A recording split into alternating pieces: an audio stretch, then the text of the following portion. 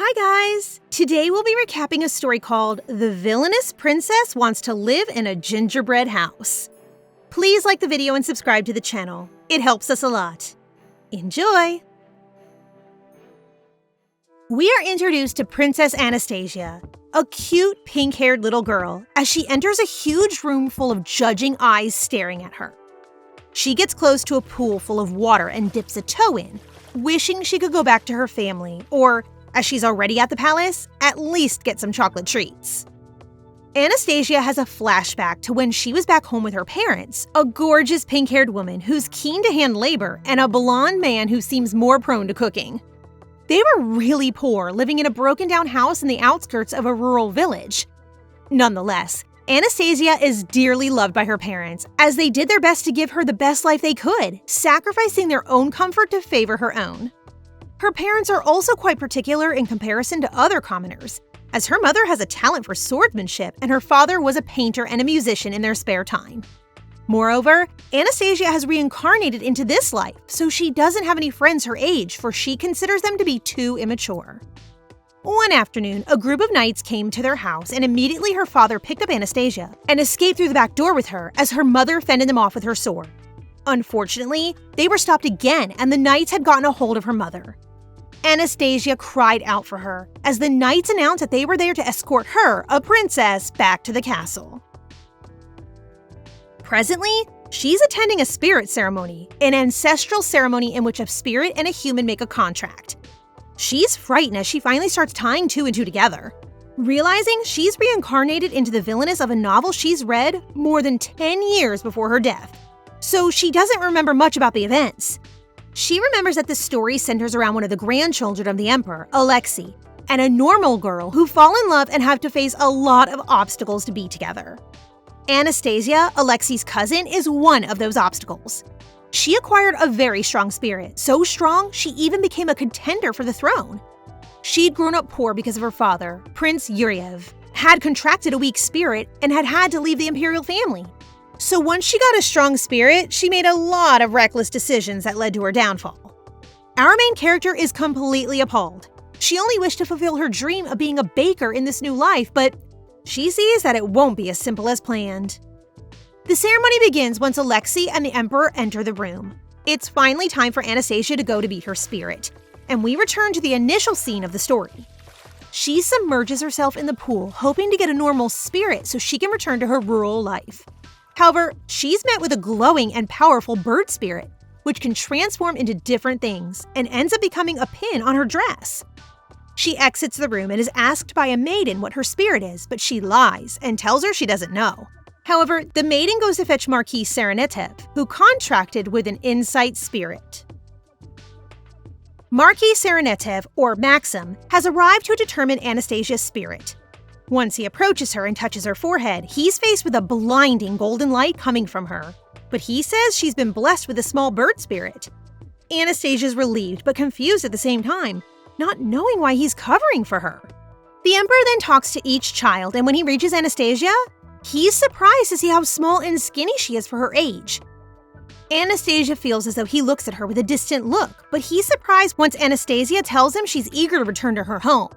He then leaves, but Anastasia still can't return home. She's staying in the Imperial Palace and being looked after by a personal maid, Lise. She's really kind to Anastasia, trying to comfort her about having to stay there by telling her her parents will arrive soon.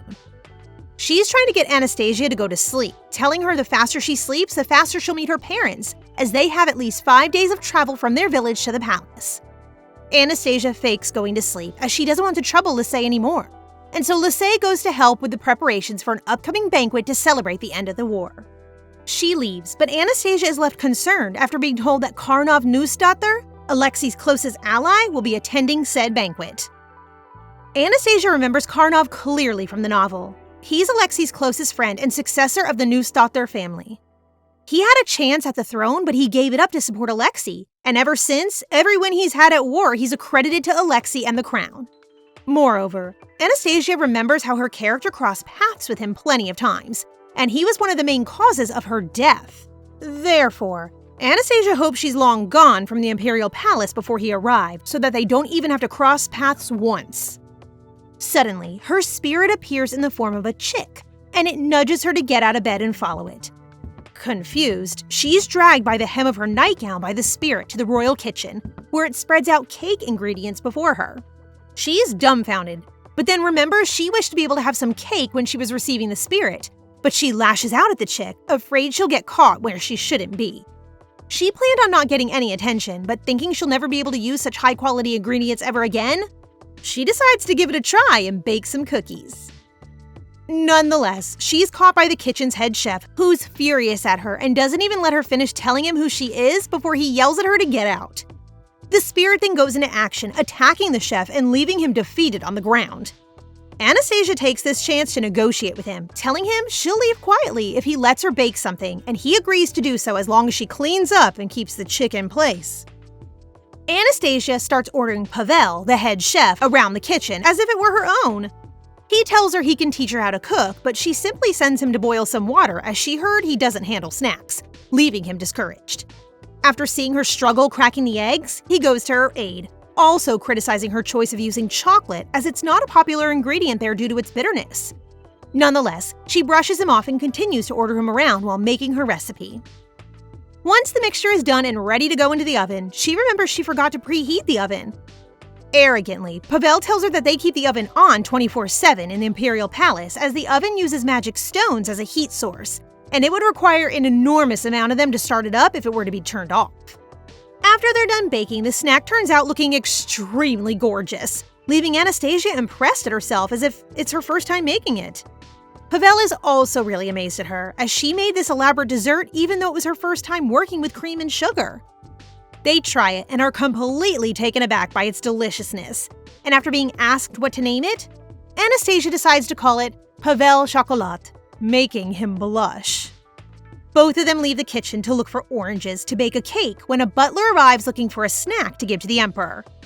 Pavel's not there, but he finds some ramekins with Anastasia's desserts, and thinking Pavel left them behind in case the Emperor got hungry, he takes some to him.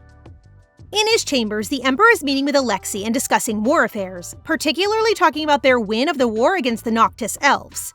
He then asks Alexei why he spared the life of a 10-year-old slave, reminding him his parents were executed for bringing darkness and communicating with the elves so no one in the north would take him on, even as a servant, nor adopt him.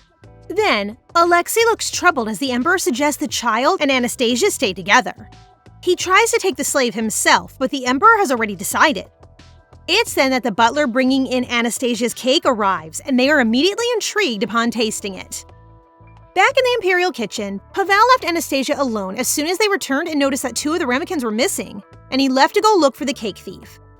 As she's waiting for him there, the butler barges in looking for Pavel in a hurry because the Emperor has asked to speak to him after tasting Anastasia's cake. The butler is horrified as soon as he heard that Pavel didn't make the snack, as he thought it had been prepared for the Emperor. And now the Emperor is looking for the one who made the cake. Anastasia asks him if the Emperor looked angry or upset, but the butler couldn't tell. So, afraid Pavel will get punished for something she baked, Anastasia tells the butler she's the one who baked the cake and tells him to take her to see the Emperor. Once in the Emperor's parlor, she admits to having baked the cake he ate as he looks at her with stone-cold eyes. Anastasia explains to him that she insisted Pavel let her to bake in this kitchen, as she wanted to make something for him before she left the Imperial Palace to return home. The Emperor asks if her father taught her how to cook, but she tells him she never baked before as they were too poor, although she has a baking book with pictures she studied every day. He then asks her how she got the cake to have that color, when Anastasia notices like a colored aura around her grandfather. She answers that Pavel got some chocolate from Baron Saratov, so she used that. Anyhow, the Emperor tells her that he'll be giving her a gift that'll be arriving in a few days. But Anastasia, not wanting to gather too much attention, tells him Pavel helped a lot and that she'll be returning home soon. Anastasia also notices the Emperor's shawl shift, seeing an opaque thing coil around him. After Anastasia is escorted out of his room, the Emperor starts talking to his spirit, Shamal, asking if Anastasia saw it. Shamal tells the Emperor he was curious about her, so he got close, as she doesn't appear to be interested in the Emperor at all and wants to return home most of all. This trait reminds the Emperor of Uriel, his youngest son and Anastasia's father, who ran away from the palace. After being asked, Shamal tells the Emperor Anastasia contracted the small bird spirit, even though he doesn't seem too convinced about it. Back in her room, Anastasia hears a voice talking back to her. It's the chick, her spirit, who finally introduces itself as the Great Sensory Spirit. Shocked, Anastasia asks the spirit why it hasn't spoken to her up until now, and annoyed, he tells her it's because she was too weak herself. Then, she asks him if he's the reason why she's been starting to see colors around people, and excitedly, the spirit tells her that those colors represent people's emotions, and that is one of many abilities she's gained from him. Stunned, Anastasia floods him with questions about how to use this ability, but the spirit cuts her off and tells her he doesn't know. Anastasia accuses the spirit of not knowing the answer she needs, but the spirit simply states that he doesn't need to know them and it's up to her to find them out, telling her that he's the reason she baked such a good cake in the kitchen, as the spirit can do anything that requires the senses. Excitedly, Anastasia informs him she'll be using him as a recipe book, saying how she'll use the Imperial kitchen 10 more times before leaving the palace. The spirit tells her her ambitions are too low, but she explains that the only way to stay in the palace is to contract one of the spirit kings like the Emperor or Alexei did. But her spirit huffs, telling her how their spirits always come to him for help. He then tries shifting into his full form again, but is dismayed to see he can't. Next morning, Anastasia's room is really hot and her spirit tells her it's the fault of Alexei's spirit, the fire spirit Fafnir, who can't control his power. She then shares some brownies she baked with her spirit, telling it she'll call him Phoebe, annoying him and leading him to start pecking at her. Anastasia grabs Phoebe and shakes him up, trying to get him to calm down, and demands that a set of rules are laid between them. She tells him that when he's in the form of a bird, he has to act like one. He has to transform into only that type of bird, and he can't tear her clothes. In reply, he asks her to never shake him again, and she has to bake sweets and give them to those around her every day. She tells him she can't do that every day as she's not allowed in the Imperial kitchen, but he protests, telling her that eating her snacks will help humans communicate with their spirits. She still doesn't understand her spirit's plan, but he insists it's all for her own good. Right then, Lisey comes into her room and without being able to contain her excitement, tells her the Emperor has decided to have her stay in the palace to receive an education until she becomes an adult, which devastates Anastasia. Lisey gets her all dressed up, telling her she'll go prepare her permanent room, which is situated right next to Alexei's. Anastasia tries hiding her disappointment to not trouble Lisey, but once Lisey is excused, she goes for a walk around the premises. Outside of the palace, she sees one of the other Imperial grandchildren who received the rainwater spirit throw a fit while being kicked out of the palace in place of her. He's furious, and the moment he sees Anastasia, he starts charging towards her. Not knowing what to do, Anastasia literally feeds him one of her brownies, leaving him perplexed. The staff then come running towards them, asking them if they're okay. Dmitri, the boy, is stunned, demanding to know what she fed him. She boasts it's a sweet she made that was complimented by the Emperor himself. And after Dmitri gets flustered after she insists on giving him more, he calms down. Anastasia is trying to help him get a hold of himself as his father, Maxim, always helped her family when in need. Dmitri stashes the brownie she gave him in his pocket, and she asks him to share some with Maxim when he returns home. Anastasia noticed that Dmitri calmed down pretty fast after she gave him her brownie, and Phoebe explains it's because her sweets have the power of improving people's moods. Lisey then hurries there with a purple aura of worry around her, asking if she's okay. Anastasia tries assuring her nothing happened, but Lisey's aura changes to crimson once she sees the staff that were present while Dmitri lunged at her, demanding to know why they didn't stop them. Nonetheless, Anastasia manages to calm her down and convinces her to go show her new room. Once in the room, Anastasia's stunned by how spacious and luxurious it is. She's even more stunned to see a door connecting her room to Alexei's. And Lisey tells her that Alexei really wants to get close to her and asked for them to study together. Anastasia doesn't understand why her cousin wants to take classes with her, as she's really far behind compared to him. She enters the study to find him reading a book, feeling as though he's acting cold towards her. She tries addressing him by his title and even their air familial relationship, but he's turning down everything she says until she directly calls him Alexei, making him shift and blush in surprise. Finally, she settles on calling him Aliosha. Their tutor then comes and they start studying, but as each has their own things to read, they don't speak at all, leaving Anastasia to wonder why he wants her there. She returns to her room, frustrated at the whole situation, and telling Phoebe Alexei dislikes her. She has a small box with some jewelry she's picking up in order to sell to get money to run away, but she doesn't even know where her home is. Phoebe tries calming her down, telling her that Dmitri dislikes her, but he's not sure about Alexei, and remembering how she handled the situation with Dmitri, Anastasia gets the idea to gain Alexei's friendship by baking him some sweets. She goes to the kitchen where she meets Pavel, and after some convincing, he lets her stay and practice cooking in his kitchen. He clearly has no idea she's an Imperial grandchild, but she prefers it that way. Anastasia asks Pavel if there's any chocolate left over from yesterday, but he shyly admits he spent the night experimenting with it, so there's none left. After some thought, she decides she'll make something savory this time, asking him to give her cheese and bacon. She's trying to make some salty scones, but she needs some leavening agent in order to make them, and it yet doesn't exist at that time. Nonetheless, she remembers that baking powder can be made using baking soda found in stomach medicine of the time, tartaric acid, and starch powder in a ratio, Phoebe tells her. Thus, after making the baking powder, naming it Phoebe powder, she bakes the bacon and cheese scones, surprising even herself after seeing how well they rose in the oven. Pavel tries them and is moved by how delicious they are, even though Anastasia looks a bit concerned as she tells him they're for her cousin who grew up eating only the most exquisite foods. Pavel finds it strange that her cousin apparently grew up so rich and she is so poor, but he doesn't ask about it and rather assures her awkwardly and blushing that her cousin will love the scones. Thus, Anastasia wraps them up excitedly, satisfied with her plan to win her cousin over. Anastasia thinks that maybe she can start selling her baking powder in the kingdom, which will make her rich and able to afford a big house where her parents won't have to worry about her anymore. She thinks she'll have to open a factory, but she's trying to figure out how to get the funding she needs in order to do that. She quickly snaps out of it though, wanting to focus on adapting to the Imperial Palace first. She knocks all day long at Aliosha's door, meaning to give the scone to him, but he never answers. Late at night though, one of his guards answers for him and informs Anastasia he's busy studying. A bit disappointed, she gives the guard the scones and asks him to give them to Aliosha for her. Alexei's a bit surprised after receiving the scones from the guard, but he decides to have a try of it right then and there. He recalls how ever since contracting the Fire Spirit King, he's never been able to make friends or have a normal family, as everyone looked at him with jealousy, fear, and flattery. However, he saw something different in Anastasia's eyes and hopes to be able to befriend her. He tries the scone and is delighted by it, still not knowing she made it for him herself. A week later, it seems Anastasia's been giving him snacks every night through his guard Cyrillic, and she feels as though she is improving her relationship with Aliosha.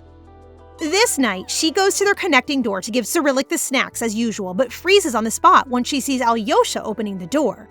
He greets her warmly, but she's too stunned to speak. However, she snaps out of it once he grabs her hands. Aliosha playfully reprimands Anastasia for always asking Cyrillic to deliver her snacks to him for her. But stammering, she tells him it's because she doesn't want to disturb his study sessions. However, he insists, asking her if it's because she doesn't like him and even calling her a small p. Finally, telling her that it wouldn't be a bother at all to spare some time for her. Completely flustered, Anastasia tells him she doesn't want to play with him, breaking his spirit a little bit. But she hastily corrects herself, saying it's that she just wants him to enjoy the snacks and smile because of her a little bit. He replies by saying he always smiles when he sees her, but being brutally honest, she tells him she wants him to smile genuinely. After that, she completely shies away, scurrying to bed and leaving him behind with some more scones. While watching him train archery, Anna wonders when Aliosha takes a break, as he's constantly occupied. She comes across Cyrillic and asks him why he's not guarding Aliosha, who tells her it's because during the day, the fire spirit, Fafnir, is strongest, so he doesn't need any protection. Anna then asks him why Aliosha needs to train so hard if he's so protected, but the training is mostly for him to be able to control the power of Fafnir. She then gives Cyrillic some scones she made for Aliosha, telling him to take one for himself. He's surprised to learn she's been making these snacks herself, asking her if she likes Aliosha. She's a bit hesitant on what to answer, as she's convinced he doesn't like her back, but eventually she admits she doesn't dislike him, and she'd like to spend time with him as he's the only family she has around.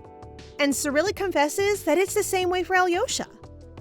A week later, Anna is watching Aliosha train again and he offers to teach her. But the string is too hard for her to pull, making him tease her while she protests. In a more serious tone, he asks her if she doesn't feel too hot while being around him, as that's a consequence of Fafnir. In truth, it's because Phoebe's stronger than Fafnir, but not wanting to make him wary about her, she simply says it's because his power won't hurt allies. Aliosha's a bit confused, but Aisha insists, telling him it's like that in all the novels.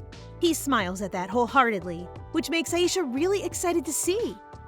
He's trying to cover his face up though, but she's pulling at his arm to reveal his smile, ultimately annoying him and leading him to push her to the ground. Aisha's shocked, not hurt at all, but never expecting that from him. He's even more terrified, trembling, but hastily turning away from her and apologizing. She asks him why he's angry at her, and he replies by telling her that he can't be angry while walking away. She runs after him, trying to understand why he can't show his emotions, and he tells her it's because of Fafnir. Until he becomes strong enough to control his power, he has to manage his emotions carefully to not cause an accident. Anna remembers from the novel that was the reason he went looking for the heroine, who had stabilizing powers. Once Aliosha leaves, Phoebe tells Anna that his reasoning is foolish, as the reason he's emanating heat is because Fafnir is excited, not because of his own emotions. Worried for him, Anna asks Phoebe what she can do to help him, and apart from giving him the snacks she makes, he tells her she can stay by his side and support him. Thus, Anna rushes to Aliosha's room and barges in. Not being able to hold it in anymore, Anastasia explains to him that it's Fafnir who can't control his emotions, particularly his excitement, and that's because he's radiating heat. She assures him that Fafnir wouldn't have picked him if he didn't think he was strong enough. She insists that it's safe for him to show his emotions, making him notice how nothing bad happened after he got angry at her, so there shouldn't be any issues in the future. Soberly, and with a blue cloud of sorrow enveloping him, he confides in her that the previous contractor of Fafnir had been his father who died when he was only 5. Supposedly, he was a person of intense emotions, which led him to lose control of Fafnir's power and die.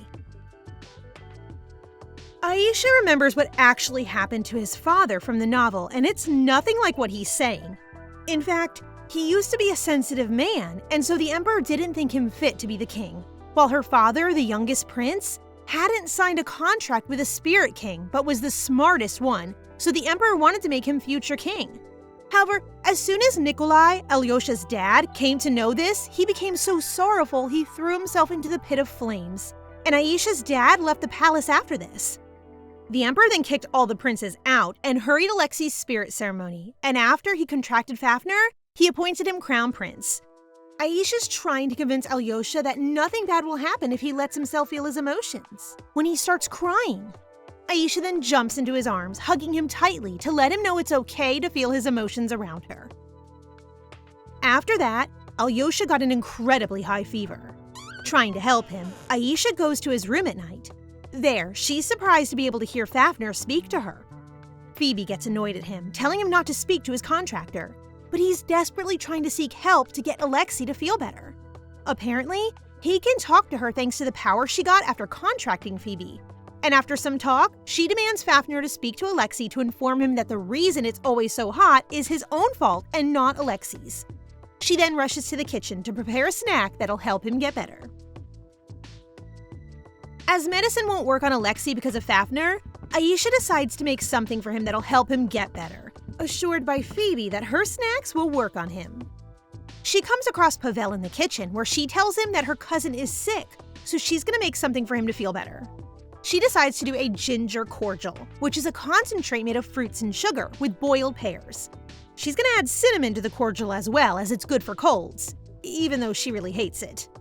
She then asks Pavel if he shouldn't be heading home already, but he says he'll stay as he's never seen anyone make ginger cordial before.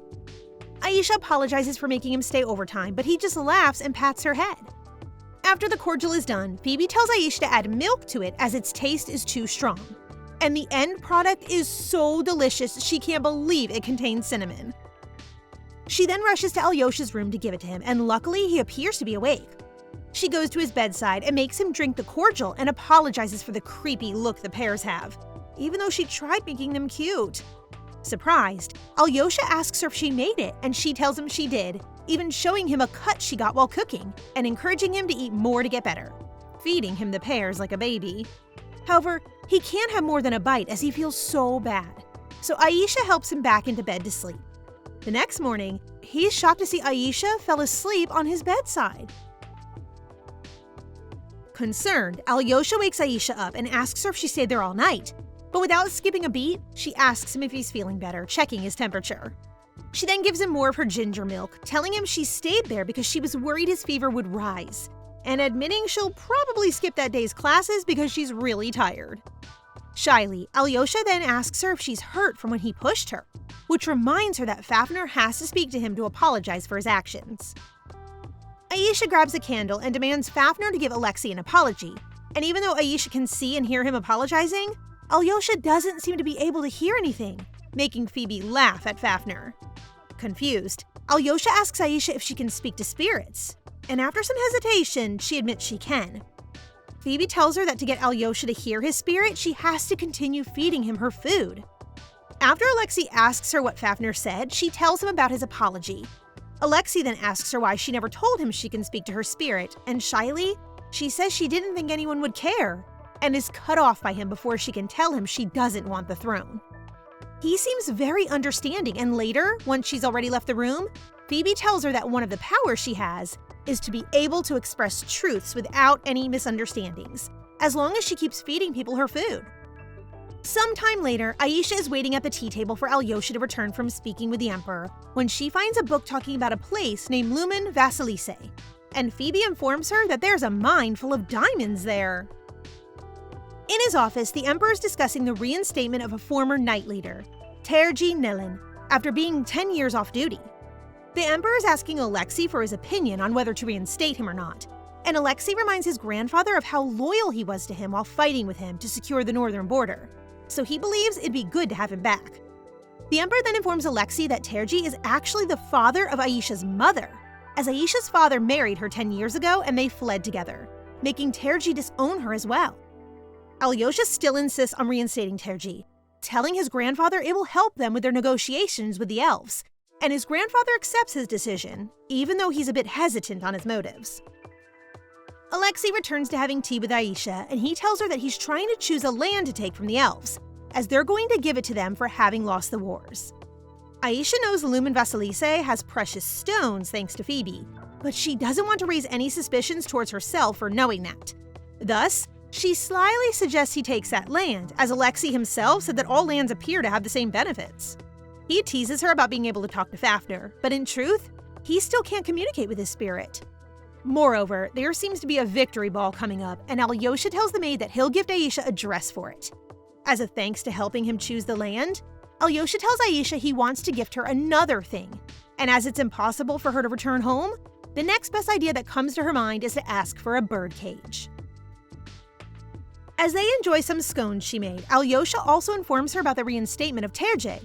She doesn't seem to know he's her maternal grandfather and is left utterly shocked when he tells her so. When Alexei was young, Ayesha's father came to visit him at night to say his goodbyes, telling him sorrowfully that he won't be able to see him again because he cares for him deeply. Therefore, he's telling Ayesha that her parents won't be able to come see her while she's in the Imperial Palace, and so she'll have to wait until the Emperor lets her leave to see them again. He explains that that's why he thought of bringing Terje back, as she'll be able to have some family close by in the meantime. However, Ayesha doesn't seem to be too keen on the idea, insisting she has him as family and that as long as he's there, she won't be lonely, moving him deeply. However, he stops himself while reaching out to touch her, grabbing his arm while telling her that it's unavoidable that he comes now, so that if Terji makes her uncomfortable in any way, she should tell him. Some days later, the party of knights that defeated the Noctis elves arrived at the palace. Ayesha's pretty nervous about meeting Carnov Nusdottir, as he's the one who killed her in the original novel, but Aliosha's pretty excited to see him as he's his only friend, telling Ayesha he'll befriend her as well. The Emperor hears Ayesha call Alexei Aliosha and asks about it, and she cutely explains that he wouldn't have her call him anything other than that nickname, even making Aliosha uncomfortable by forcing him to call her Ayesha in front of the Emperor. Everything falls silent as the knights enter the throne room, and amidst all that, Pavel, who's in the crowd, sees Ayesha sitting in one of the Imperial seats. She waves at him, thinking she'll have a lot of explaining to do later. After the knights introduce themselves, Ayesha stands up to leave and let Aliosha and Carnov have a heart-to-heart without her interference. But she trips on her shoe and is caught from behind by Alexei right before falling. Aliosha then tells Ayesha that he'll carry her to the palace if she's hurt, picking her up and carrying her around princess style. Ayesha gets really embarrassed, demanding he puts her down, but he insists. That's when they come across Marquis Valery Shapiraquin, another one of their uncles. Aliosha's treatment towards him is ice cold, and Valery doesn't seem to like how close Ayesha and Aliosha seem to be. His son Ilya is not present at the ceremony as he seems to be ill frequently.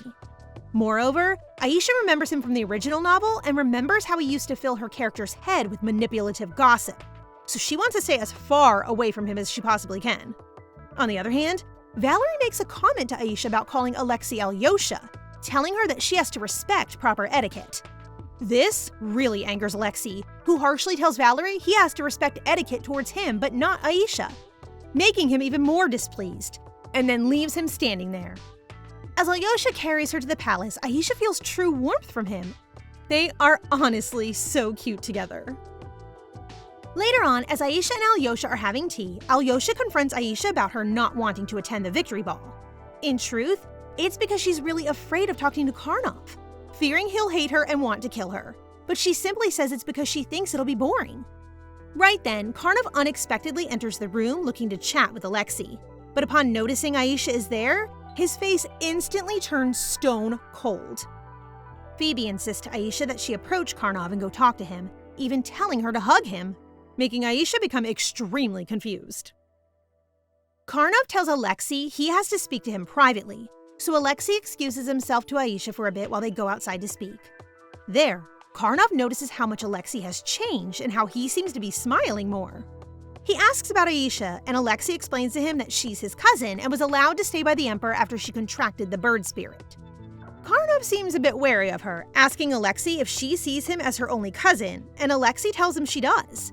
However, he's worried people with ill intentions will start trying to take advantage of her once they learn she's so close to Alexei, so he asks Carnov for help in protecting her.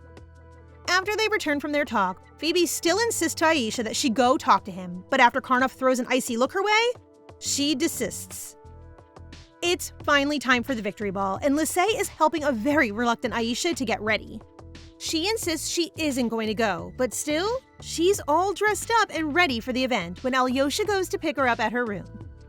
He convinces her to go in the end, but he's called by the Emperor before he can escort her there, so she ends up entering the ballroom alone. Actually, Aisha remembers from the novel that in that ball, her character made a lot of fake friends who only wanted to reap power off of her instead of actually helping her. So that's why she's so reluctant to go. Nonetheless, she enters the ball and everyone starts gossiping about her. That's until Carnov approaches to greet her, and everyone falls silent as it seems they are all fearful of Carnov. Phoebe starts playing matchmaker as soon as he sees Carnov approach Aisha, telling her to grab his hand and talk to him and even kiss him. He tells her it's for the best in the world, but she doesn't understand what he means, so she simply ignores him and greets Carnov as Lord.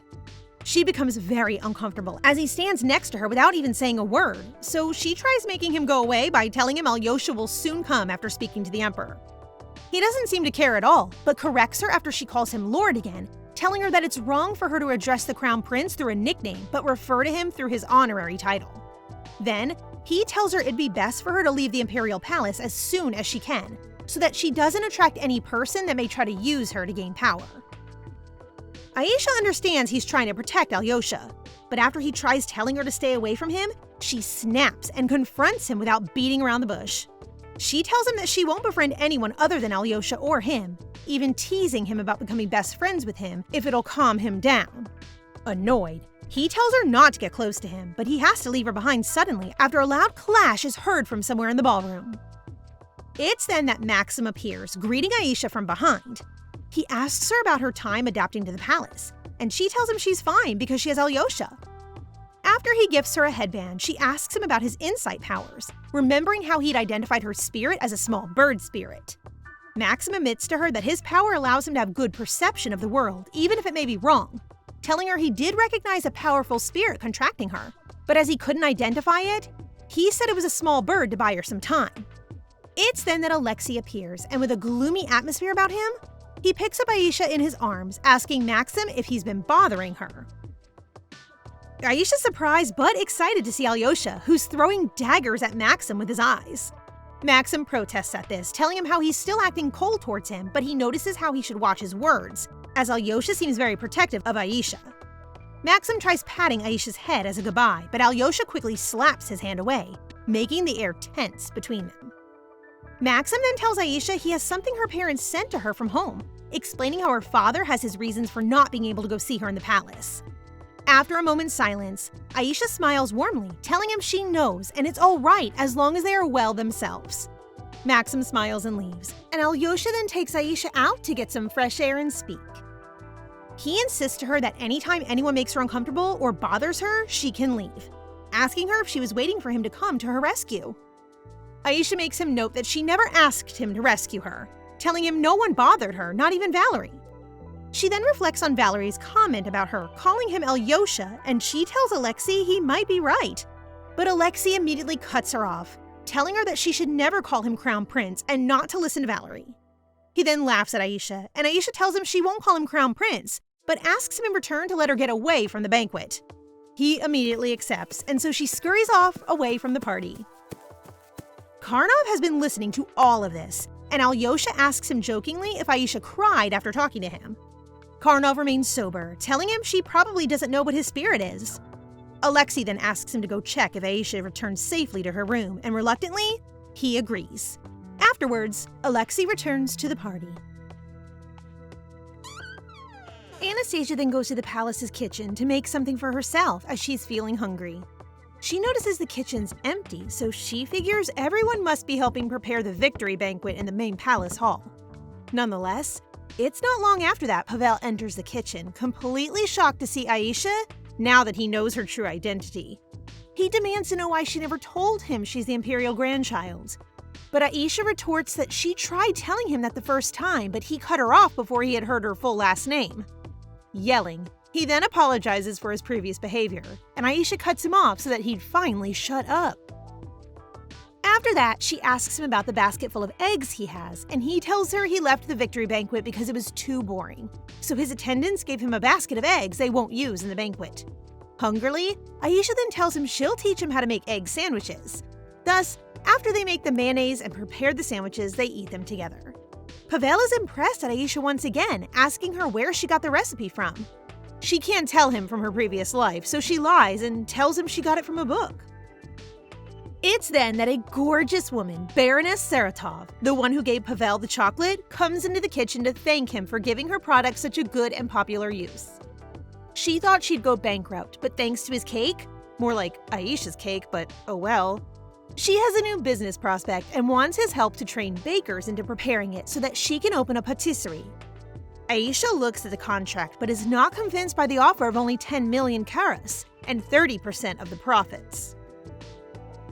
Aisha starts negotiating with the Baroness, telling her that without their chocolate cake, her southern trade route would go bankrupt, so she should be more generous with her offer.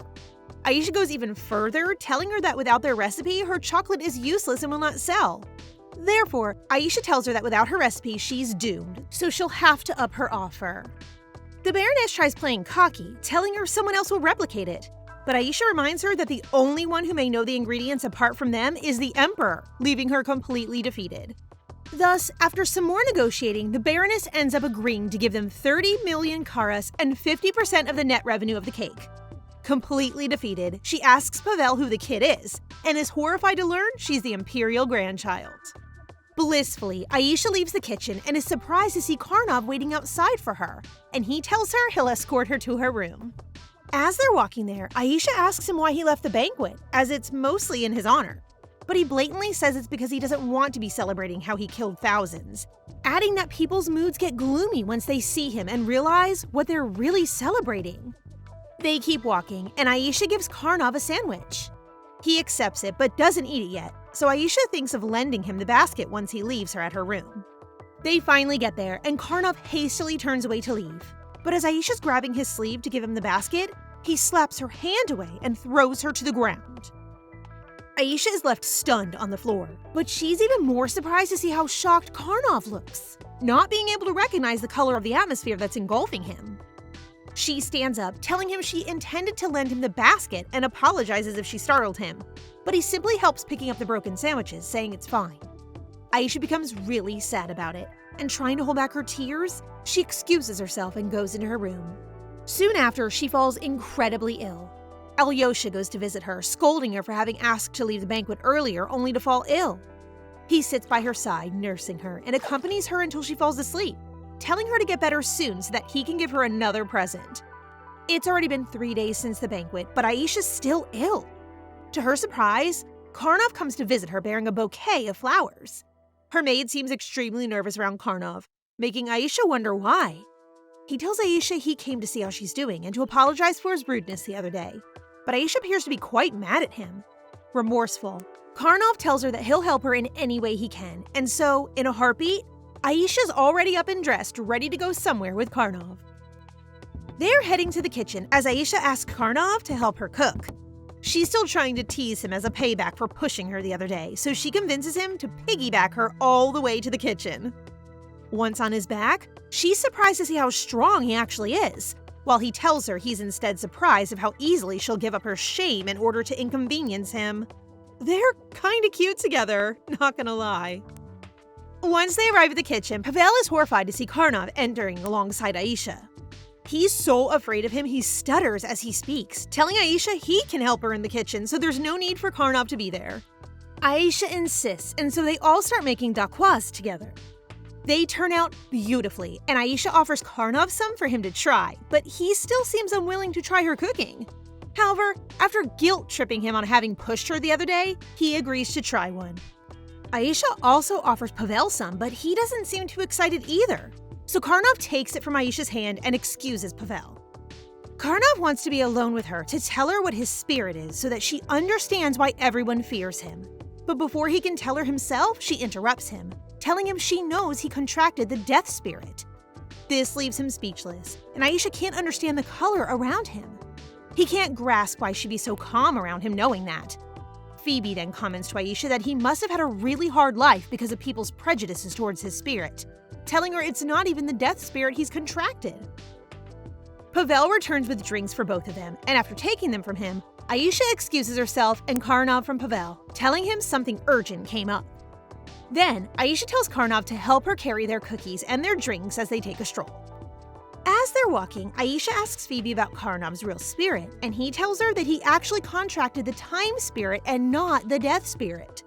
Realizing how alone Carnov must have felt while growing up because of everyone avoiding him due to his spirit, she looks at him in compassion and literally forces a cookie down his mouth. Her social skills always amaze me. She tells him she wants him to try what they made together, but he simply says he whisked the egg whites. But he tells her it's not bad. Then, Aisha offers him to take half the cookies, but he tells her she should take them all as no one would like something he made. Aisha tries convincing him that it's no big deal, but she knows that's not true. She remembers his tragic backstory from the novel, but never paid much attention to it up until now. So she bluntly tells him that they are just cookies he made with washed hands, so she doesn't see any issues there. Thus, she tells him to accompany her to her room so she can get some paper to wrap half of the cookies up for him. However, her ankle is actually really hurt, so she ends up being carried by Carnov the rest of the way while she notices him being surrounded by a blissful blue color. Back in his home villa, he's welcomed by his staff and parents, who all look terrified of him. His father tries scolding him for being late, but he's so frightened he's shivering and stammering. He pays no attention to him though, interrupting him to say that his grandmother is ordering them to return to the fief now that the war is over, and then leaving for his room. There, he lies on his bed and blushes while thinking of Aisha and her openness towards him. Aisha's quite bored while sitting before the Emperor in her room, when she catches a glimpse of the wind spirit and even pokes it playfully when her grandfather suddenly calls her.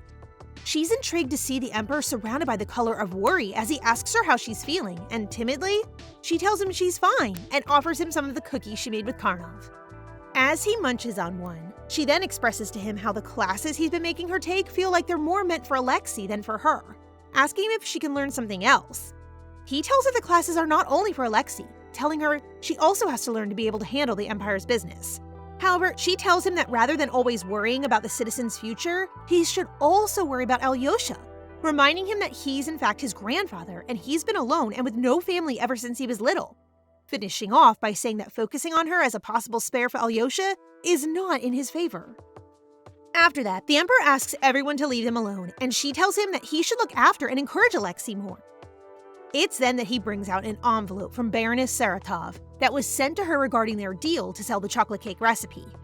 He tells her that he'll buy it from her himself for that same price, but rather than accepting, Aisha asks him what he wants it for. Not even letting him reply, she starts fantasizing about cooking together in the kitchen, telling him it'll be fine as they'll seem like grandfather and granddaughter playing together.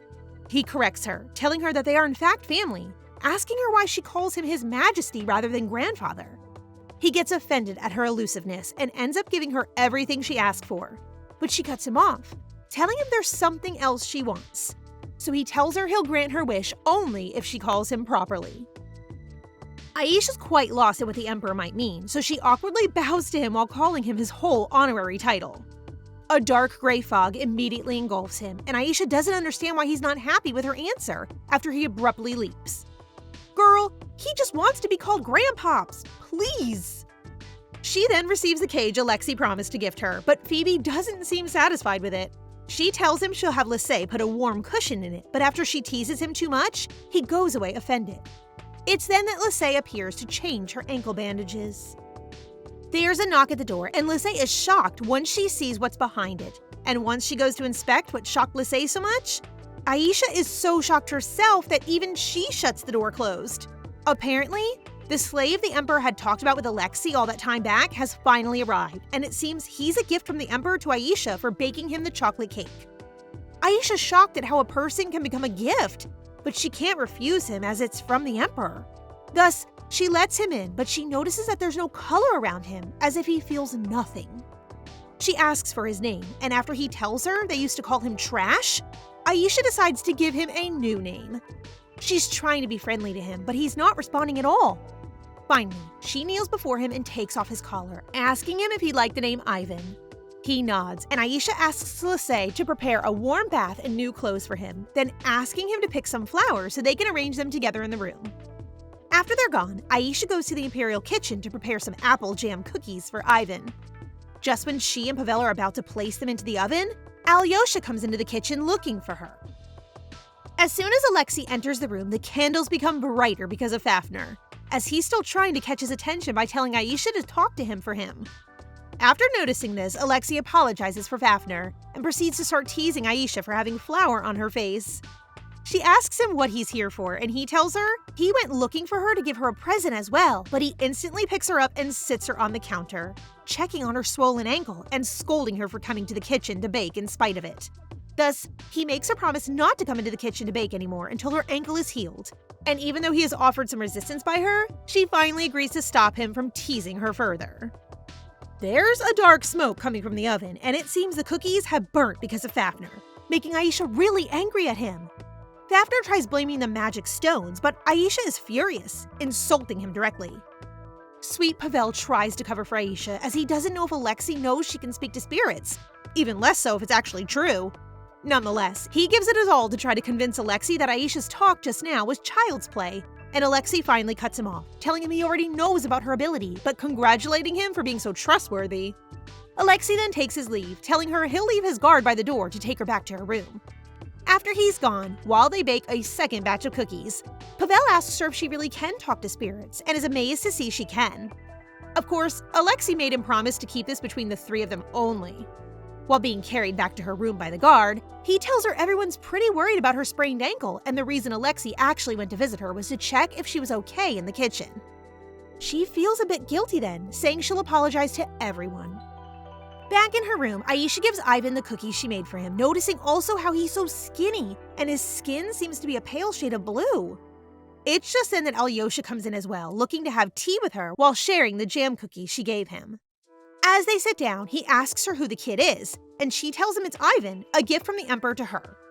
Worried for her, he tells her to tell him if anything happens, which leaves her a bit confused. Aisha then asks him if he was busy today, and he informs her that that's the last day he'll be able to rest, as he'll be preparing for the arrival of delegators from the Noctis Elves in spring. Therefore, he tells her he's arranged for Carnov to come every evening to play with her, making her anxious. On a different note, her parents' letter and her things from her home have finally arrived. In the letter, they tell her they won't be able to go to her for the time being, asking for her understanding. They also mention a musician that used to come to their home often when Aisha was living there named Arten Ivano, telling her he'd play at the banquet receiving the Noctis Elves delegation so she can go to him to look for a familiar face. Finally, they tell her they love her very much and to stay away from the Emperor as much as possible. She replies to them, telling them about all the friends she's made, but referring to them in code, also mentioning all the things she's been cooking and how she's become close to Aliosha. Aisha's most excited to be able to finally get her recipe book back, dreaming of one day selling the recipes she's made to buy a big house to live in with her parents. Phoebe wakes her up in the middle of the night as he feels as though there's something dangerous in her closet. She finds it's closed with a lock and key, and after Phoebe's insistence, she opens it up, stunned to see a room and Ivan in it. As soon as he sees her, he kneels, but Aisha tells him it's not necessary. He tells her that the attendants told him this was his room, while Phoebe informs her, extremely agitated, that he's a Noctis elf, asking what he's doing there as they can't come out of the north. As Phoebe keeps looking at him, he notices he's not only an elf, but half human, half elf, and he becomes appalled by his existence. Aisha tells him it's not that deep, but he insists, insinuating it's sort of a natural aberration. He then senses Ivan has frastille inside of him. He explains a frastille is a fragment of the Blade of Sin, and there are 4 left in total in the world after a 5th one was destroyed. Adamantly, he tells Aisha they have to fix him. He explains that Noctis elves have the ability to cut out their emotions and thoughts, and he did just that to himself, but is now unable to return to normal. He's lost his ability to express and speak for himself, so Phoebe tells Aisha that they have to help him get back, so she has to feed him more of her baked goods and stay close to him. After that is dealt with, he'll take care of the fractilles lodged inside Ivan's heart himself. Aisha decides to start by improving Ivan's living situation, so the next morning she heads to the Emperor's office to have an audience with him. After waiting a long time, she's finally able to get to see him. She greets him and gives him one of her apple jam cookies, which he immediately eats half of. He looks both happy and disappointed after receiving the cookie, and Aisha's still unable to understand what upsets him about her. The Emperor then asks her what she wants, even referring to her cookie as a bribe for him. Aisha feels her grandfather's being mean to her, and so the Wind Spirit gives her some tips, telling her to call him something other than His Majesty. Finally, she calls him Grandpa for the first time, making him radiate a color of happiness. After she got her grandfather all prepped up, she makes a request to have Ivan become a commoner rather than a slave so that he can be her personal attendant. The Emperor looks intrigued by this, but he explains that not even commoners or knights can become attendants, also mentioning how Lisey used to be a friend of her mother's before she got married. She tries other proposals to elevate Ivan's statue, but they're all turned down, so she resorts to the old and trusty puppy eyes. Unable to refuse them, the Emperor agrees to make Ivan a commoner from now on. Aisha then jumps up in excitement, falling to the ground after hurting her ankle again, which causes the Emperor to jolt up in worry. She assures him she's fine, and the Wind Spirit talks to her again, telling her to come visit more often as her grandfather often misses her. Back in her room, Aisha is being scolded by Lisey for hurting her ankle again, and further so, for going to request something from the Emperor without consulting with her first. Lisey is even more surprised when she hears Aisha ask the Emperor to make Ivan a commoner, and her worry increases as Aisha tells her she wishes to move Ivan's room somewhere else, and let him learn something of his choice in the mornings.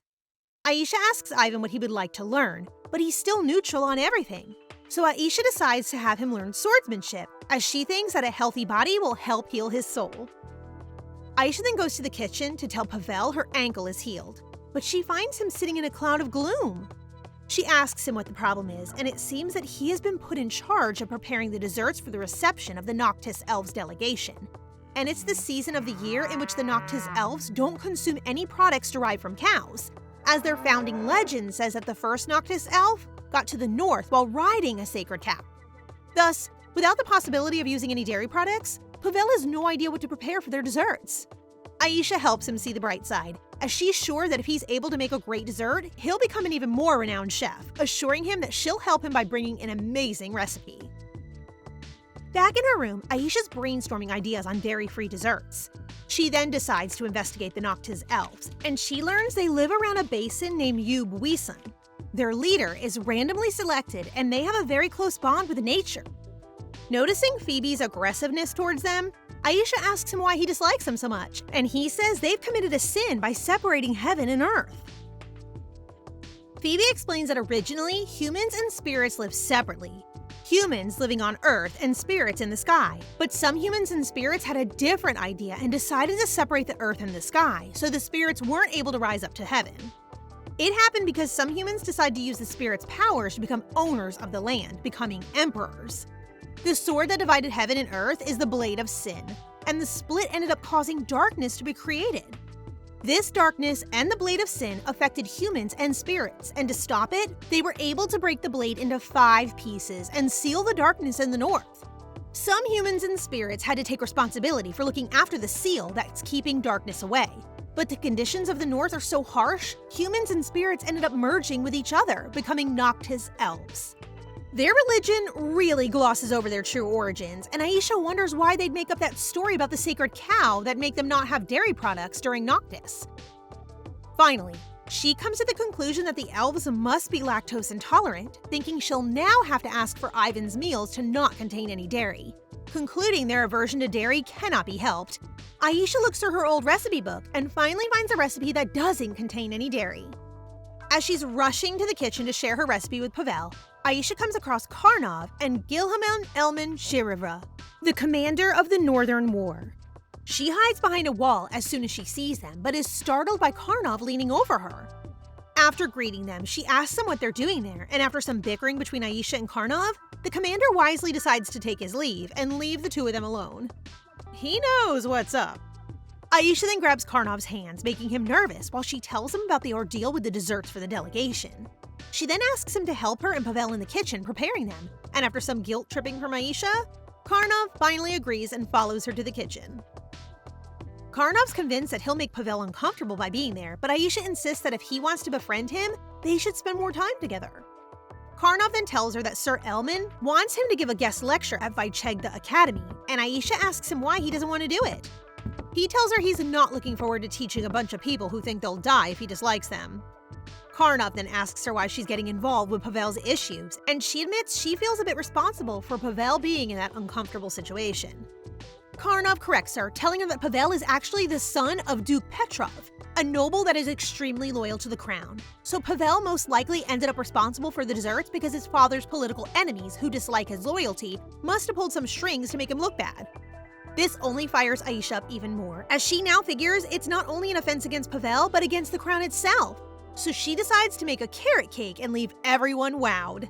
However, even though she has the cake already planned out, the problem of how to decorate it remains, as they can't use whipped cream.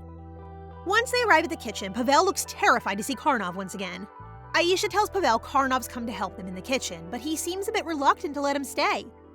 Aisha notices Pavel's behavior and excuses herself and Pavel from Carnov a second while she scolds him for being so rude towards him and accuses him of discriminating against him because of his spirit. Therefore, she drags Pavel back to Carnov and orders him to apologize to him. Pavel tries apologizing, but he's so terrified of Carnov he can't utter a coherent sentence out. Aisha tries alleviating the situation by playfully poking Carnov's cheek, making him a bit flustered after telling him he can poke hers if she wants. This eases Pavel's tension, and he finally realizes Carnov's just another kid and apologizes normally, causing Carnov to become phased. Aisha shows Pavel the carrot cake recipe, but he explains to her that the cake might be too rudimental for the fine palate of the nobles, and might cause them to get offended as it's originally a cake invented by poor people. However, Aisha responds that it's a cake that'll surely be liked by the Noctis elves, as they like living humbly in nature. Carnov agrees with Aisha's points, but Pavel's worried the head chef will not allow it. Aisha's unfazed, saying she'll get the Emperor's and the Crown Prince's permission for the cake, which will oblige the head chef to accept it. Thus, the three of them get to work on the cake. Meanwhile, the main palace's head chef is talking to one of his sous chefs, who's expressing his worries regarding the dessert being placed in Pavel's care, as there are rumors circulating that Pavel didn't make the famously congratulated desserts, but rather, it was Aisha who made them. This outrages the head chef, as he won't believe a 10-year-old can outmatch his cooking. Moreover, the head chef also appears to be working with Valerie, as he took an interest in him and asked him to outshine Pavel no matter what. Back in Pavel's kitchen, Aisha asks Pavel if he can contact Baroness Saratov, as she needs something from her. Meanwhile, Aliosha's meeting with the commander that led the kingdom to their victory in the Northern War, congratulating him and thanking him for the hardships he endured in the north. Nonetheless, the commander tells him that there were no actual hardships, as the battle ended in less than 30 minutes thanks to Carnov's spirit. Originally, many thought the Emperor was mad for designating a 15-year-old boy for deputy commander, but they were shown wrong once witnessing his power. The 30 minutes were given by Carnov to allow the Noctis to retreat, as he then ended all of them by just raising his arm. Nonetheless, the commander's still a bit worried for Carnov, as he is in fact just a 15-year-old, so that's why he's been insisting him to become a lecturer at the Vychegda Academy. Moreover, the commander comments to Aliosha he's noticed Carnov becoming close to Aisha, noting she's the only person he's ever seen Carnov rush to see. Aliosha then tells him that he knows about this, adding that as she's his only cousin, he won't forgive anything or anyone who makes her cry. Aisha's thinking of replacing the carrot cake's typical cream cheese frosting with one made out of walnut butter and coconut cream. Nonetheless, there's not enough coconut cream to decorate the whole cake, so she thinks of making oat milk to make a sort of custard and add that to the coconut cream as well. As she doesn't like cinnamon, they bake 2 cakes, one decorated with cinnamon and one without. Pavel then asks Aisha why her recipe book is only filled with baking recipes, and she admits to him that she loves baking cakes. She explains that it's her way to show others her appreciation, much like some give out flowers. After the cakes are done, the 3 of them try them, and to Aisha's disappointment, the one with cinnamon is the most popular one. Aisha then thinks of giving some cake to Ivan for him to try, thinking maybe he can shed some light into the preferences of the Noctis elves. After trying it, Ivan becomes a bit distressed and even ends up with an upset stomach. This worries Aisha as she thinks there might be something wrong with the cake, but Phoebe tells her it's not his stomach that's sick, but rather the cake she made finally started awakening some emotions in Ivan. It seems the food Aisha makes is finally having an effect on Ivan, and Phoebe asks her if Ivan's been in fact eating the things she gave him previously, as it'd be odd that this was the first time they had an effect if he'd been eating them before. Carnov enters the room and asks Aisha why Ivan's there as soon as he sees him. She explains to him how the Emperor gave him to her, but it seems like Carnov knows him from his time in the north, but refuses to say anything about it.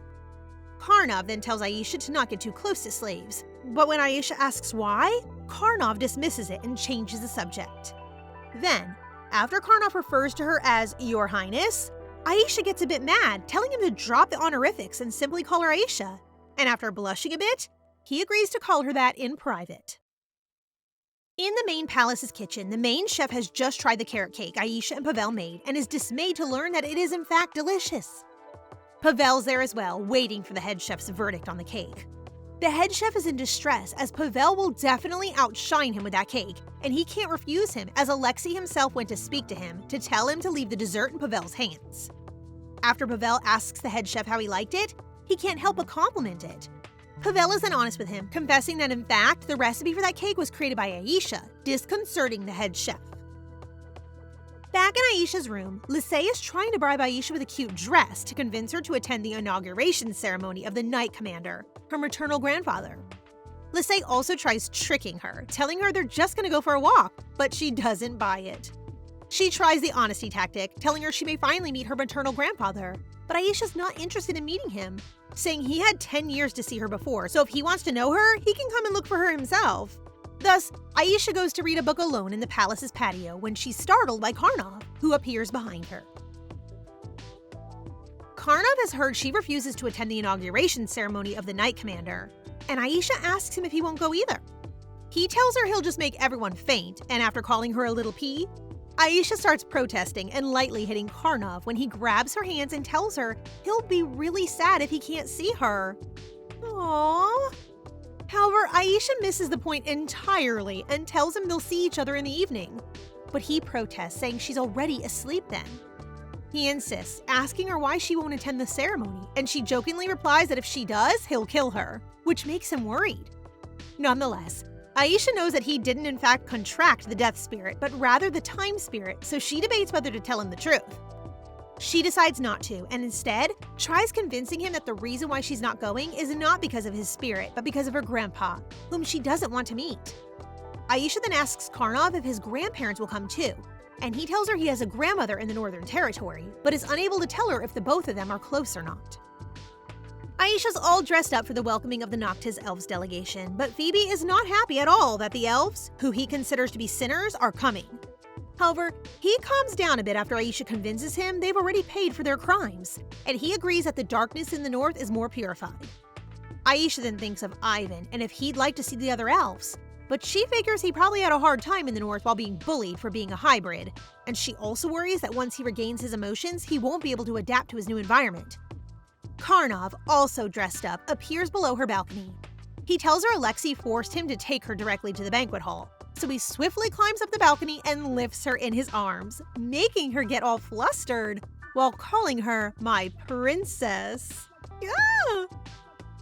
Once in the banquet hall, Lilamri, the leader of the delegation, introduces himself to Aisha, as well as introducing his assistant, Ati.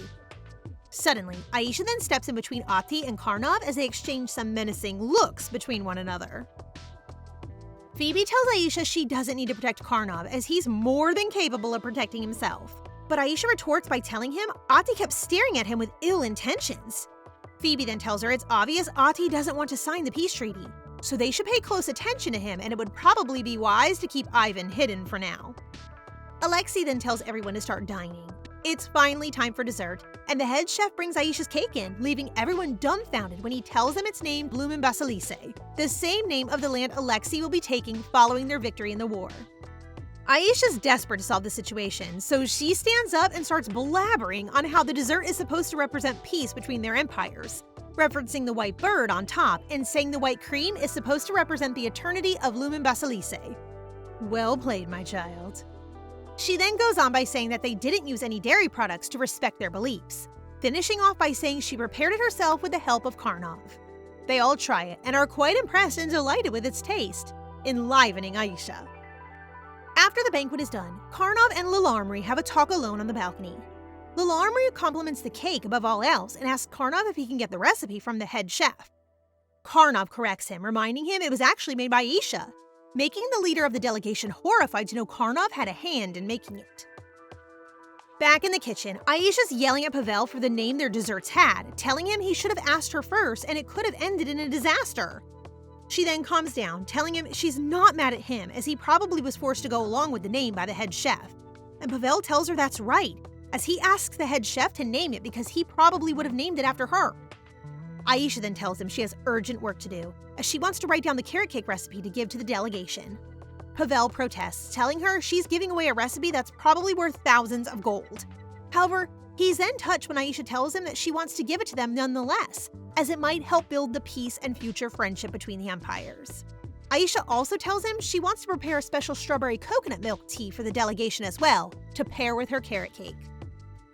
The delegation is surprised to see Aisha come to their quarters late at night. She tells them she came because Carnov told her they liked her cake, so she wanted to share the recipe with them, adding that she brought some tea she made herself. Lilamri then gives her a small package, telling her he brought it for her but didn't give it to her before because he thought it'd be too simple for her. She's really excited to receive this gift, so she immediately opens it and is happy to see a cute pair of ear warmers, and she puts them on right away. A few days later, Aisha's bedridden as she's become sick again. It seems that cooking drains her of her strength a bit, so after giving it her all in the preparation for the banquet, she's left like this. The Emperor sent someone to see Aisha on his behalf, as he's in a political meeting and can't come himself. This person gives Aisha a music box with a glass ballerina on the Emperor's behalf, boasting about the luxury of the artifact. It's then that Carnov enters her room, bringing a bouquet of flowers with him once again. The atmosphere instantly changes after his arrival, so Aisha gets everyone to leave them alone. Carnov tells her she was mean to rush the Emperor's representative out like that after he brought her a gift, but she tells him she's afraid Carnov wouldn't be at ease. Finally, Aisha grabs his hands and finally decides to be honest with him about his spirit, hoping it would alleviate his struggles a bit. So, she looks him in the eyes and tells him that his spirit is not the spirit of death. Aisha tells him that his spirit is actually the time spirit, giving him a flower and telling him to hold it. He's amazed to see he was able to turn it back into buds, and Aisha looks at him earnestly while telling him his power can also bring back a life, not only take it. Carnov leaves then and starts experimenting with his newfound ability in the garden, while making new flowers bloom. Phoebe then tells Aisha that the time spirit is stronger than the spirit kings, although not stronger than himself, and so that's why he's so concerned she got close to Carnov in order to help him to be able to communicate with his spirit. Aisha's a bit confused, as she thought Phoebe could speak to other spirits without her being able to speak to them, but it turns out that after contracting with a human, he can only speak to the spirits she can speak to herself. Lisay then comes looking for Aisha as the Emperor is waiting to meet her. Lisay takes her to a wing far away in the palace, where the Emperor greets her. He asks his attendants to leave them alone, when he kneels and asks her since when she can talk to spirits, leaving her shocked. Aisha's terrified after being found out by her grandfather, but she decides to come clean with it and confess she can speak to spirits. She holds his hand and tells him Alexei knows about her ability. And she was planning to tell him, but she was afraid it would put Aliosha in an uncomfortable situation, as she doesn't want him to think she wants to take his place at the throne. The Emperor is moved by her loyalty to Alexei, but then changes the subject and tells her he actually called for her to give her a present as a thanks for her help in the peace treaty, showing her a brand new kitchen built for her own personal use.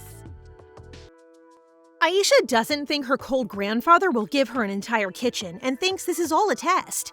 After finding what she thinks is the gift, a vase with a ribbon, she expresses her appreciation, only to be met with a disappointed look from the Emperor. He clarifies that he's giving her the kitchen and is amazed at how much Aisha likes it, even though it's not land or anything special. He then exits the room and talks with Shamal, his spirit, who knows that the Emperor did not let Aisha remain in the palace to make her a potential empress, but to be close to her since the first time they met, Aisha seemed to hate him. Despite the Emperor's denials, Shamal teases him, knowing that he loves seeing his granddaughter happy. Princess Anastasia has ordered that Ivan be taught swordsmanship by Sir Nayland, the captain of the knights and former teacher of Lisey. After inspecting his good physique, Sir Nayland orders Ivan to run around to test his endurance. While he's doing that, Lisey urges Sir Nayland to meet Aisha, his own granddaughter. The old man is so prideful that he believes Aisha should come and meet him first, which upsets Lisey and reminds him that Aisha would not do so because he is the one who threw her mother out and the young princess is worried about his intentions for coming back. Alexei and Aisha are currently enjoying tea together, and he encourages Aisha to accept at least one tea party invitation, such as the one from the Marchioness Tataricha, who, rumor has it, offers great food, plus she can meet new friends. Aisha declines since she has already made plans to meet with Baron Olga Sarato, her pastry store business partner. Then, Alexei shares that he must see Carnov to make him choose a land as a reward for winning the war. But Aisha is shocked to learn that Carnov is likely going to choose Lina Mushita, a land good for farming, over Lumen Vasilise.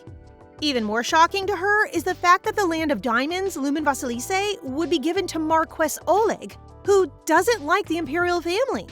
Aisha can't just let anyone take over the rich land, making her explode wanting to meet Carnov herself to persuade him. This startled Alexei, so she quickly composes herself and explains she will discuss something with Carnov, so she might as well talk to him about his domain reward. Alexei is pleased to know that Aisha seems to have warmed up to Carnov, so he agrees to let her tell Carnov about the reward. But he is curious as to what they will talk about when they finally meet. She jokes that they would talk about how to fight against his tyranny and reveals that Carnov grumbled about how often Alexei gave him orders, including when he told Carnov to escort her during Aleve's visit. She flushes. However, she learns that Alexei never instructed Carnov, and he freely picked her up at that time. The following day, Pavel pays Aisha a visit in her own kitchen, and they begin baking until a distraught Olga enters. She gives the chocolates Aisha requested and shares that no pastry chef is willing to work with them since it hurts their pride to use someone else's recipe. Our girl is so optimistic and decides to discuss it while having cake and tea. Olga gasps seeing Aisha's tea set since she recognizes it as being made from the famous Mura Ailao, who is known to be a painter but is a genius and a master of all arts. While they are eating, Aisha starts claiming that they do not particularly need a chef, but someone they can learn and trust. She then meets with Carnov, who can now make a flower bloom and requests that she keep his spirit a secret. People may mistakenly believe he can turn back time instead of forward time, and because there are still elves who pose a threat, it is best to maintain his spirit status as a spirit of death, so Aisha has no choice but to agree. Then Aisha asks him a favor, and that is to find someone reliable to work with her, which Carnov tries to refuse at first since everyone he knows are all soldiers. She quickly shoves a picnic bread in his mouth while she explains her plan of opening a patisserie with Olga, and they simply need someone they can trust to share her recipes with. Plus, her cake recipes are simple to make, so no prior baking experience is required. She manages to convince Carnov, and they exchange contacts so he can let her know as soon as he finds someone, while Aisha warns him that her carriage is a cute little chick. Now that that is settled, she then strongly asks him to pick Lumen Vasilise as his land reward and is taken aback when he agrees without hesitation. After their quick meeting, Carnov doesn't waste any time and goes straight to Sophia Schwick to offer her the job. Then they get to Aisha's kitchen, where our girl meets Sophia with a big smile. The two of them begin baking cookies after Aisha briefly explains that she is searching for a pastry chef and wants to see if she's a good fit for the position. After some time, Aisha is overjoyed that Sophia has innate skills in the kitchen because they were able to make some excellent cookies. However, Sophia turns down the offer not because she doesn't want the job, but because she lacks the training to be a pastry chef. And her prosthetic hand could potentially cause problems, especially for the customers. Aisha grabs Sophia's hand and asks if she will ever share her recipe or steal from her shop, which Sophia refuses, only proving that she is the right person for the job. Even Carnov attempts to convince Sophia that she should accept the post, since he believes she would benefit from trying something new. Her vice commander's unexpectedly kind words encourage her to accept the offer, and she expresses gratitude to Aisha for providing her with employment when signing the contract. While waiting to be admitted to the Emperor's office, the Marquess speculates that Carnov wants something in exchange for handing him the rich land, given that he chose a wasteland. Carnov just states that he is doing so because Princess Anastasia has requested it. And just as they enter the office, Marquess Oleg is surprised when the ice-cold Carnov extends his regards to his sick daughter. Meanwhile, Aisha is sighing on her balcony, desperate to leave the palace, and Lisey knows it's to see the opening of Baron Sarato's shop. She is confident Aliosha would grant her permission, but she returns to her room pouting since her cousin will not let her leave alone and even invites her to an opera in the evening, after which they may go check the shop. However, Aisha can't wait until evening, so she goes out to ask the Emperor herself. She begs and pleads with her grandfather until he agrees to let her go, but only on one condition, that she brings a knight with her. Lisey is opposed to having Ivan as her guard, as he is only a trainee, so he proposes that Aisha ask her grandfather, the captain of the knight, to send her a knight, which Aisha flatly refuses because she does not want even the slightest suspicion cast on her that she's attempting to sit on the throne. In the original story, both Carnov and the Crown Prince tried to kill her, and while that is no longer the case, she still can't help but worry. As if he can read Aisha's mind, Phoebe assures her that the people around her are on her side and that she must not allow delusions to take control of her body. This amazes Aisha, but it also gives her the confidence to ask Carnov to accompany her to town. Phoebe refuses to deliver the message, and because the little yellow furball is putting up a fight, she decides to bribe him with cookies. Carnov parents can't believe he's settled in the desolate region of Lumen Vasilise, and he has no plans to explain his decision to them, for who would want to when they all look so terrified of him? Carnov goes to his room and finds Phoebe carrying Aisha's letter with him. Meanwhile, Valery has received a report that his niece, Princess Anastasia, is opening a pastry shop with Baron Sarato. He believes the Baron is attempting to gain the favor of the Imperial family by charming Anastasia. And because the young princess is close to the Crown Prince, he is now assuming that the Baron is siding with the Crown Prince Alexei. He plans to punish the Baron, who is just innocently engaging in a pastry business with our girl. Carnov waits anxiously for Princess Anastasia, who eventually arrives with Lisey, and the three of them make their way to the pastry shop. Meanwhile, Sir Nayland bursts into the Emperor's office shouting, since Aisha never comes to him to take a guard with her. The Emperor explains that their granddaughter chose Carnov as her guard, so there's nothing he can do, and he advises him to see his granddaughter personally if he's curious about her. When Sir Nayland notices that the Emperor sounds so close to Aisha, the Emperor points out that Aisha's father abandoned him when he kicked her mother, so it's only normal that Aisha is resentful toward him. The Emperor also adds that if he apologizes, he's confident Aisha will forgive him, but Sir Nayland seems afraid of his granddaughter's reaction. The Emperor is being all cocky now and teases him that Aisha is never harsh on him. As they get close to the pastry shop, Aisha begins thinking about buying cakes as souvenirs, naming Aliosha and her grandfather. But when Lisey suggests she get one for Sir Nayland Taye, her mom's dad, Aisha refuses, saying that she has never met him and is confident that he will not like her before cutting off further conversation and urging them to hurry.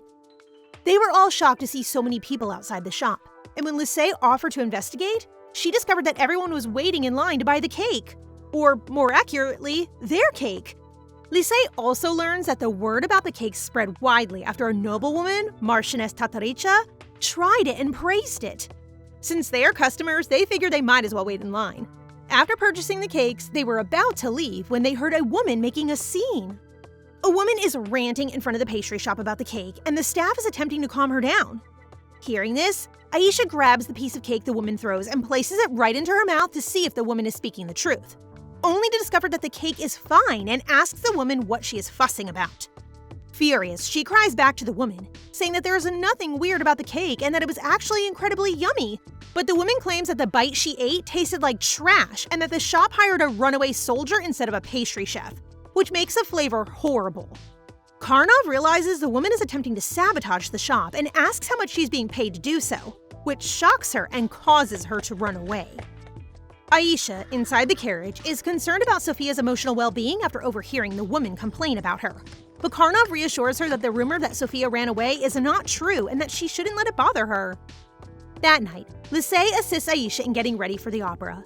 She has been gifted a stunning gown from the Crown Prince, but she is unsure if it will be too extravagant. The prince comes to get her, and off they go. When the two royals are spotted together, onlookers can't help but make observations. Aisha notices that the chorus members all sing better than the female lead, but she is particularly curious about the lady with brown hair, who really stands out and whom she believes she has seen before but can't remember where. She then turns to Phoebe, asking if he recognizes the woman, and Phoebe yells, claiming that it is the same woman who causes a commotion in front of the pastry shop. Aisha can't believe the singer is the customer who caused a commotion at her pastry shop, so she decides to see the singer after the show, leaving Aliosha behind. Aisha searches for the woman outside the building, while the prince scolds her for leaving without her coat and informs her that he has sent his attendant to summon the woman she's looking for. The woman approaches them, thinking they are the butler who paid her, and that she is now refusing to do that job again, even for more money. But she stops when Aisha confronts her, causing trouble at her pastry shop. The woman denies it, just in time for her son to call her. Aisha soon notices the boy is underdressed for the cold weather and is noticeably skinny. The woman finally shows her face and admits that she has no idea who the butler works for and that she has just done it to support her son financially since her husband abandoned her after discovering she was pregnant. Aisha tosses her glove to her before leaving, and as she's about to return them, the prince stops her, telling her that she can have the gloves with expensive pearls that she can sell for a high price, and asks if the butler has a scar under his right eye, which she confirms. While Phoebe and Aisha are chatting in her kitchen, the Emperor comes to visit her. She serves him tea and pancakes and believes that he has already heard everything from Aliosha. The Emperor acknowledges that he has heard everything and discovers that his son Valeri is behind it. Aisha tells him that Zoya messed up because she has to support her son financially, and he agrees that it's his fault if one of his people is struggling and has to make a poor choice. She then begs him to find Nikki's biological father and get him to pay child support, to which the Emperor responds by saying that he will pay Zoya's child support and charge the father for it, because no one would ignore paying their duty to the Emperor, which makes Aisha pleased. The Emperor feels her heart is so gentle since she isn't thinking about punishing the singer who caused her trouble at her pastry shop, but instead wants to help her. Carnov is aware that the reason Aisha is cooking an excessive amount of pancakes today is because she is feeling down. She denies it, but Carnov is so determined to find out why she's in such a foul mood that he unintentionally bumps his head against hers. She gives in and expresses her disappointment at hearing a negative comment about her desserts for the first time. However, since the singer was hired to comment on Aisha's pastries, Carnov doesn't see why Aisha should take it personally. So to explain, she goes on to say that one falsely negative comment, when spread, might feel as terrible as being stabbed 100 times with a toy sword. Even if Carnov gets her, he is unable to empathize with or console her since he has never been appreciated by anybody. This surprises Aisha, and she tries to convince him that even though many people fear him, others will still admire him because he is a war hero. Carnov makes fun of her for being nice, saying that she must like him that much to make such comments, which makes Aisha blush. Then he shows her a letter that a customer in her shop sent. The sender didn't write his name on the letter, but he says that he is a painter and a traveler. Aisha almost passes out of delight when the sender lavishes so much affection on her chocolate cake and offers to draw her portrait in exchange. They receive a knock and a report that her dress to wear to the tea party that Marchioness Tataricha is hosting has arrived. Carnov is aware that Aisha does not enjoy tea parties and is only going because Tataricha has praised her cakes, which is really spot on, but also because the Marchioness has a daughter the same age. Speaking of the Marchioness, she figures out that Princess Anastasia decided to attend because of her daughter Natalia. She is so worried about her daughter getting into trouble near the princess that she immediately gives instructions for her staff to hide her daughter's toys and grease the trees so she can't climb them. Sounds like a fun kid to me. Aisha is about to start making strawberry tarts for the tea party when she receives a letter from the Emperor and Crown Prince, instructing her to go to the training grounds and select some knights to accompany her to the celebration. Then, she gets a letter from Carnov asking her to wear a cape with a hood to the tea party and letting her know that his grandma is on her way to the palace, so he is away to escort her. Since Carnov is unavailable, she has no choice but to visit her grandfather's turf to select her personal guards. And Marka, the vice captain, rushes to alert Sir Nayland that Princess Anastasia is on her way. He isn't quite ready to meet his granddaughter, and he certainly can't afford to have her see him looking so shabby while Ivan is attempting to avoid the princess by pretending to take the captain's jacket to the laundromat. Aisha is taken aback when she arrives to a very formal greeting from the knights and her grandfather. Since this is their first meeting, she addresses her grandfather formally, earning a sad expression in return. Phoebe suggests she should call him grandfather just like how she calls the emperor, but it is still too awkward for her. She then changes the subject and asks for Ivan as her guard, but her grandfather refuses since he is still not an official knight yet, so she ends up choosing Anne, who is actually Pavel's sister. After Aisha leaves, Ivan arrives and Sir Nayland lashes out his anger at him for not getting chosen by his own granddaughter. Anne is aware that the princess did this for Sir Nayland's benefit. If he were to personally escort the princess, knowing that he is the grandpa and the captain, rumors may start circulating that they intend to seize power. Aisha has picked 2 guards to accompany her, Anne and Bethanic, who appear to be bored but is actually the strongest swordsman, making Sir Nayland happily assert that his granddaughter has a wonderful eye for talent like him. She makes fun of their captain for appearing so proud of his family while he disowned his own daughter. To his defense, he never urged Irina to leave, but he acknowledges that he was furious at her for falling in love with a prince, as this would turn her into a princess and prevent her from remaining a knight. He was against her marriage because she was the most talented knight in the Empire and thought it was a waste of her skills. He then left the room without hearing his daughter's explanation, unaware that shortly afterwards, the crown prince died unexpectedly, and his daughter and Yurye fled together, never speaking again. Carnov escorts his grandma to the Empire, and while they are conversing, she notes that her grandson appears to be enjoying his stay at the palace. He quickly changes the topic and informs her that the emperor is looking for her, and the knights around them are surprised at how nonchalantly his grandma can address the emperor. It looks like the 2 are old buddies. Meanwhile, Aisha is dressed in a cape with a hood as Carnov requested, and is being escorted by the 2 knights along with Lise. When she arrives, the Marchioness welcomes Aisha and thanks her for bringing the strawberry tart for the party. The Marchioness anxiously looks for her daughter, who emerges from the bush. The girl has short hair and unexpectedly is dressed in a formal suit more commonly seen on men. I commend the Marchioness for supporting her daughter's wants. Lady Natalia greets the princess, while Aisha greets her back, complimenting her hairstyle. Then, Aisha is greeted by another noble child, Grisha, but what surprises her is to see her cousin, Dmitri. The Marchioness serves them the strawberry tart she brought with her and lets the children be. No one dared to talk, so Aisha tries to break the ice and urges them to eat the sweets she made. Natalia totally loves it, and even Dmitri starts to gobble it, amazed by how delicious it is. While the other kids are playing, Aisha approaches Dmitri and encourages him to hold his own tea party. But this is unlikely to happen since his father has no desire for any political connections. She then asks if Ilya, their uncle Valeri's son, could throw a party. But Dmitri thinks it's also impossible because Ilya is such a crybaby in public. After Dmitri escapes because Aisha keeps trying to get him to convince their cousin Ilya to hold a party, Lady Natalia invites Aisha to check out her secret base. On their way to Natalia's secret base, Natalia treats her to a snack of berries she picked from climbing a nearby tree. Aisha thinks the fruit is great for making wine, and soon enough, they find themselves in Natalia's run-down but interesting outpost. They go inside, and it's clear that Natalia's mom is really supportive of her, as she even installed a heater in her cabin to keep it warm. She then shares her book full of drawings of leaves and seeds that she collected in the forest, and she is pleased when Aisha shows interest in it and even requests that she show her anything new she finds in exchange for sweets. It is already getting dark, so the servants start to look for them and are surprised to see Natalia sleeping on the princess's lap. After putting Natalia to bed, the Marchioness apologizes to Aisha, but becomes so touched when the princess expresses how much she enjoyed her time with Natalia. Before leaving, Aisha made sure to express her gratitude for the kind feedback she'd given on her chocolate cake, since it gave her so much encouragement after her shop had a scandal. She is now riding in the carriage, sharing the cookies she received from the Marchioness with the knights and even asking Anne to give some to her grandfather.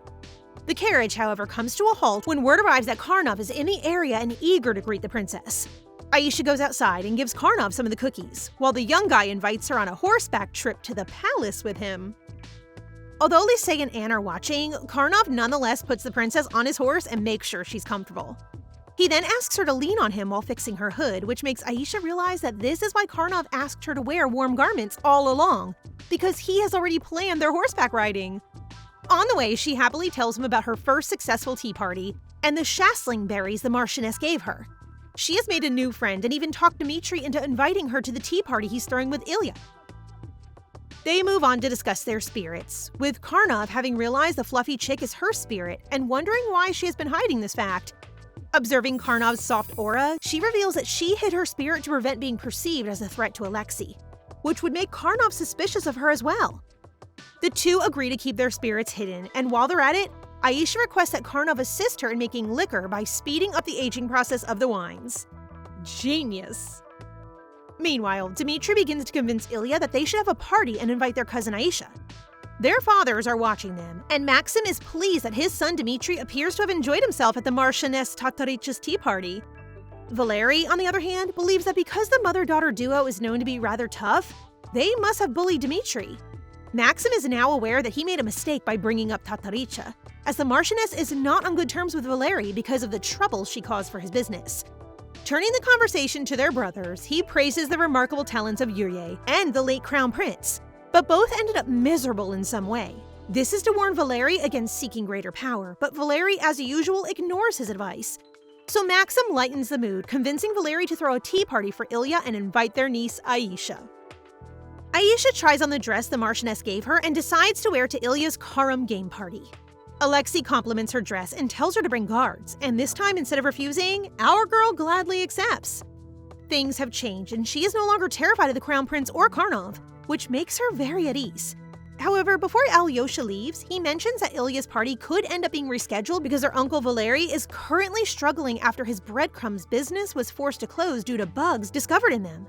Aisha and Olga are currently in the kitchen, and the Baron reports that despite the success of their store, she is worried that the buzz surrounding their products may die down in a few months. Aisha seems unconcerned about the drop in sales and inquires about their chocolate, which is also not selling well since no one knows how to make cakes. Our smart girl has already devised a solution, which is to make their cake recipe public while continuing to sell them in a cupcake version with the recipe instructions. Aisha also mentions that she would like to work with the painter who created their signage again to design their cupcake packaging. Olga is now jotting down everything she said with great enthusiasm, thinking it was a fantastic idea. Now that they are giving away her recipes, Aisha can now sell baking powder, aka Phoebe powder. In the meantime, Alexei and Carnov are sipping tea, and our girl's beloved cousin mentions that Aisha will be attending Ilya's upcoming carom game party. Alexei is concerned that Aisha will be in danger when she's around Valery, so he gives Carnov a bright smile, knowing he has also been invited and should come along to keep an eye on Aisha. Carnov thinks it's tiresome, but boy, he can't hide his blush. Aisha is surprised by the large number of children attending Ilya's tea party and wonders how her uncle Valery can afford to throw such a big party after his business failed. If you ask Phoebe, it is obvious that Valery is trying to cover up his failure. Ilya is hesitant to greet her upon first sight, but is relieved and appreciative of her presence. She greets him as well, and even after Dmitri walks over to join them, because he overhears them joking about him, she continues to tease him. How adorable. Natalia joins them as they're about to enter the mansion and announces that she also knows how to play the carom game, a game in which you use a long cue to strike the balls in order to score points on a large green cloth cover table. Basically like billiards. And our girl is actually a genius in this game. Natalia offers to demonstrate how to do it and cheers for her friend. But when Aisha's turn comes, everyone is taken aback by how perfectly she hits the balls. All eyes are on Aisha, and she ends up winning the game when Carnov arrives, which astounds everyone. She knows Aliosha sent him, so she introduces him to her friends so they don't feel threatened by his presence, and she encourages everyone to play carom together. While they're playing, she sneaks away to deliver her uncle Valery cookies, but Carnov sees her and catches her. She has no choice but to tell him the truth, saying that her cookies can make anyone nice, so she has to give her uncle the snack. Before they could enter the house, Uncle Valery greets them, and looking at them, she asks Phoebe if he really has a prostai in him. Phoebe is surprised that the prostai is deeply rooted in his soul, which causes Aisha concern about the efficacy of her cookies on him. However, Phoebe reassures her that the cookies will work because she has someone who can help her, Carnov. Aisha tells him she wants to meet her uncle personally and hands him the cookies. And fortunately, Aisha's uncle invites him in for tea before they go. She tells him the ingredients of the cookies she made and hopes her uncle will eat them. Carnov starts to grab one cookie as her uncle does too. Aisha watches with pleasure as her uncle Valeri munches on one of her cookies. She then asks Phoebe if her uncle is a good person at heart, to which Phoebe replies that he has always had a bad personality, and that it is the prostai that causes him to act in a malicious manner. As he eats, he compliments how delicious it is, even suggesting that she make cookies as a gift for the Emperor's birthday celebration. Soon after, her uncle departs, and Carnov notes that Valeri does not become nicer, and she explains that it will not work after one time. She needs to keep sending him desserts to weaken and totally remove the prostai. After the party, Aisha asks Carnov to assist her in her kitchen and shows him the shaslings that are completely ripe today. She intends to make a liquor out of it, and she's certain it'll be excellent. When she's done, she asks Carnov to use his power to age the wines to 1, 10, and 30-year-old liquors. But he's hesitant to do it because he's afraid of messing it up. So she holds his hands to reassure him, and when he's done, she's ecstatic because it's the first time she's ever made a liquor that actually smells good. She's about to taste the finished product when she remembers that there's still minors who aren't permitted to consume alcoholic beverages. So she delegates the duty to Pavel and Lisey and plans to give him a bottle to share with his grandma if they say it's delicious. Carnov confronts her, accusing her of taking advantage of him because he did as he was told, and now she's kicking him out without giving him anything in return. But she quickly retorts that she gives him sweet memories of having fun together. And since he shows no sign of emotion, she offers to give him a lime pie or a walk to his house. With a smile, he accepts the pie. Aisha tells Carnov that she will make him a large pie and give it to him along with the liquor, but he wants some kind of token of her promise. She looks around the kitchen but can't think of anything appropriate to give him until he suggests that he will have her hair ribbon as a token of her promise, and she gladly gives him both of her ribbons. Meanwhile, a servant reports to Marquess Valeri that Ilya is pleased and surprised by the large number of guests at his party.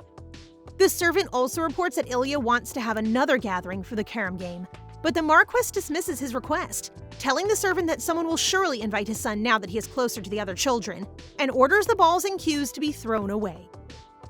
Marquess Valeri drinks in his room while expressing his rage to his nephew, Alexei, because he believes the latter assists Marquess Tataricha in reporting about the insects in the breadcrumbs he is producing. While thinking about the situation he is in, the thought of Aisha flashes through his mind, and he is surprised why he suddenly thinks of her. Inside Aisha's kitchen, she lets Baron Serato, Pavel, and Lisey test the vodka sheet is prepared. And as they sip it, they are amazed at how good it tastes. And the level rises as the liquor ages. Baron Serato even offers to promote it as a new product, but she declines, explaining that the production process is difficult since sashlings only grow at Marchioness Tataricha's estate, but she does give them each a set of 3 as a gift of appreciation for their support and assistance. Aisha is currently creating her lime pie for Carnov, and she made 2 pies to share with the painter who is going to draw her portrait. But when the painter arrives, he glares at her and refuses to bow, which surprises Aisha. Aisha can't believe the artist actually offered to paint her portrait, given how much he obviously dislikes her. To lighten the mood, Aisha has Lisey serve him tea while she prepares a lime pie for him. And just to be sure, she asks him if he doesn't like anything sour, but the man responds that he likes everything except liars, as if insinuating that Aisha is a liar. He is lucky that Aisha is patient, so she decides to sit down and have a little chat with him. The painter's name is Mayura, and while she appreciates his letter complimenting her cake, she asks him to leave after eating since he clearly doesn't want to paint her. However, Mayura's face changes as he tastes the pie. He can't believe such a little child created it, and he immediately requests that Aisha bake him the famous chocolate cake. When Aisha finally finishes baking it for him, Mayura eats it and immediately apologizes to her on his knees for being disrespectful. He explains that he thought Aisha was lying about being a baker in order to have him paint her a portrait. And then he reveals his true name, the famous Mura Ailau. Now that the issue has been resolved, Mura requests that the princess pose comfortably while he sketches her, and both Aisha and Lisey are surprised by the outcome, considering that it's still incomplete and will take Mura 2 weeks to finish the painting. Aisha then hesitantly makes another request, asking Mura to create a portrait of her grandfather as her birthday present for him. Since this is at Aisha's request specifically, Mura has no choice but to comply. He then finds a draft painting of Aisha's cake, which impresses him with the artist's ability, so Aisha plans to set up a meeting between Mura and their shop painter. Phoebe scolds Aisha that night for being so busy recently that she could pass out at any second. She spends her free time making snacks for Valeri and Ivan to help them get rid of their prosties.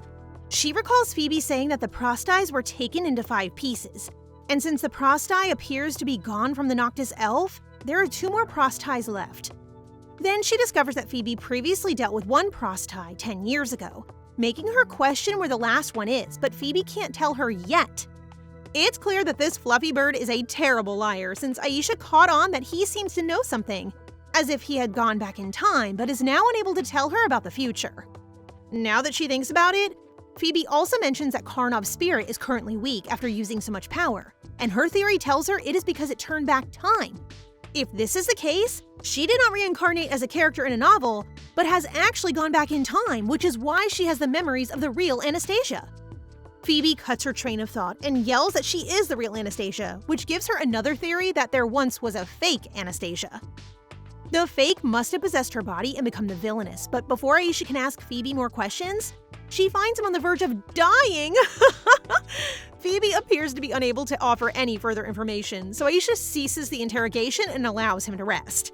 Our girl basically dropped the bombshell on us all in one sitting. The next morning, she receives Carnov's second letter to express his gratitude for the wine and pie, and this time he includes beautiful blue ribbons as a gift. General Ekaterina, Carnov's grandmother, pays a visit to the Emperor in his office, where she and the Emperor discuss how Sir Nayland has returned as captain of the Empire and is currently instructing a pupil at their granddaughter's request. Speaking of Anastasia, the Emperor receives a word that she's coming to give him cookies. Aisha is surprised that the Emperor has a guest, and though it is her first time seeing the general, she guessed that she is Carnov's grandmother. Ekaterina is startled since they don't resemble each other, but Aisha disagrees since her eyes are so similar to Carnov's. She's about to leave when her grandfather stops her, but he lets her go since he assumes she is busy.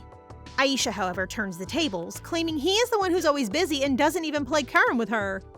The general smiles as she recalls playing carom with Carnov in the north, prompting Aisha to come up with the brilliant idea of playing carom on the Emperor's birthday. After Aisha leaves, the general wonders if the Emperor thinks the young princess takes after his son, Prince Yurye, but that doesn't seem to be the case. Unlike Aisha, Yurye was actually interested in the throne but passed up his chance to give it to Alexei and decided to flee the palace to bury his yearning. The Emperor believes his granddaughter took after her mother, who's firm about what she wants. The general then discovers that Aisha has a passion for baking desserts, and after tasting the cookies, she is astounded by the sensation a single cookie can provide. Aisha is feeling drained from the summer heat, but she knows exactly the perfect dessert to make, a refreshing sherbet. She plans on giving some of the chilled dessert to each of the knights, but especially to Ivan. The Emperor and Aliosha now trust her, and Sir Nayland's return to the palace doesn't seem to be for bad reasons, so she can go to the training grounds without any worries. The whole training grounds are in a panic after they receive word that Aisha is coming, while Sir Nayland quickly grabs Ivan to make sure he won't run away this time. The princess arrives, bringing the sherbet for everyone to share. The knights praise how perfect the dessert is, but Aisha's attention is on Ivan, who after tasting sherbet, gives off a colored aura. Phoebe believes Ivan is beginning to recognize he has feelings, so it's only a matter of time before the prosti disappears. Aisha wants to make sure that Ivan isn't only training in swordsmanship because she says so, but it turns out that Ivan enjoys it so that one day he'll be strong enough to protect her. Sir Nayland is walking Aisha back to her room, and he is surprised that finally his granddaughter is calling him Grandpa. She bluntly asks why he never comes to see her after returning to the palace, causing him to reveal that he is frightened she will despise him. He didn't care whether others saw him as a threat and merely returned to his position to face her with a respectable title. She then yells at her grandfather for not making more effort to reconcile with her mother, so as a loving granddaughter, she requests that he write his daughter letters as the first step. He's already written a few, so Aisha decides to mail them all to her mother. It turns out that Sir Nayland has been writing letters for Irina but lacks the nerve to actually send them. Aisha is so happy to discover this that she asks her grandpa to carry her to her room. Marquess Oleg is standing in front of the Emperor, pleading for his support for the immigration of farmers to Linam Yushita for flax growing. But he can't focus because Princess Anastasia is sitting on His Majesty's lap while they're talking. He adds that experienced farmers will help to improve the quality of their produce, and the Emperor agrees to facilitate farmer migration. Aisha begs her grandfather to put her down as soon as Marquess Oleg departs. It appears that the Emperor is aware that Sir Nayland carried her in his arms all the way to her room. Grandpa is jealous! Pavel is concerned since he is in charge of the desserts for His Majesty's birthday celebration, since everyone thinks he's the one who made the cake during the elf's visit. To cheer him up, she gives him a whisk and lets him try it himself so he can see how quickly he can make meringue. After trying it, he is pleased with the result and believes that it will open up a whole new world in the kitchen. She adds that it will help him prepare for the banquet and encourages him to work hard to make the best desserts. While she is resting in her room, Lord Mura arrives earlier than expected because he couldn't wait to give her the painting that she is so excited to see. And when she sees it, she's astounded by how beautiful the painting looks, almost as if light is coming through the canvas. They are still talking when the pastry shop signboard painter arrives. She presents herself as Maria, and upon seeing her, Aisha immediately recognizes her as the heroine who will marry Aliosha and the one who will bring the fake Anastasia down. Aisha introduces the two painters to each other, and Maria is startled to know that the man in front of her is none other than Mura Ailau. To see Mura is like a dream come true for her, and she starts getting panicky, making Mura laugh, who explains that it was him who asked Aisha to meet her. Mura admires her cute drawings of the cakes, and just like that, the two click and start obsessing over Aisha's chocolate cake. The celebration for the Emperor's birthday surprised Aisha, as it is more fancier than anything she's seen. Concerned that she hasn't prepared a gift for their grandfather, Dmitri approaches her, and before she can respond, he hands her a brooch that she can offer as a gift. Knowing that Aisha's parents aren't with her, he wants to look after her in their absence. What a cutie! They witness nobles beginning to hand over gifts to the Emperor and Ilya, who has arrived alone. In his father's stead, Ilya offers the Emperor a lavish sword, which he clearly does not like since luxurious things don't amuse him. Then the Emperor receives a winter overcoat from Prince Maxim and his son Dmitri, and Phoebe observes that the brooch Aisha receives is part of the coat set. Phoebe acknowledges that the once arrogant cousin of hers is now trying to protect her, which makes Aisha smile.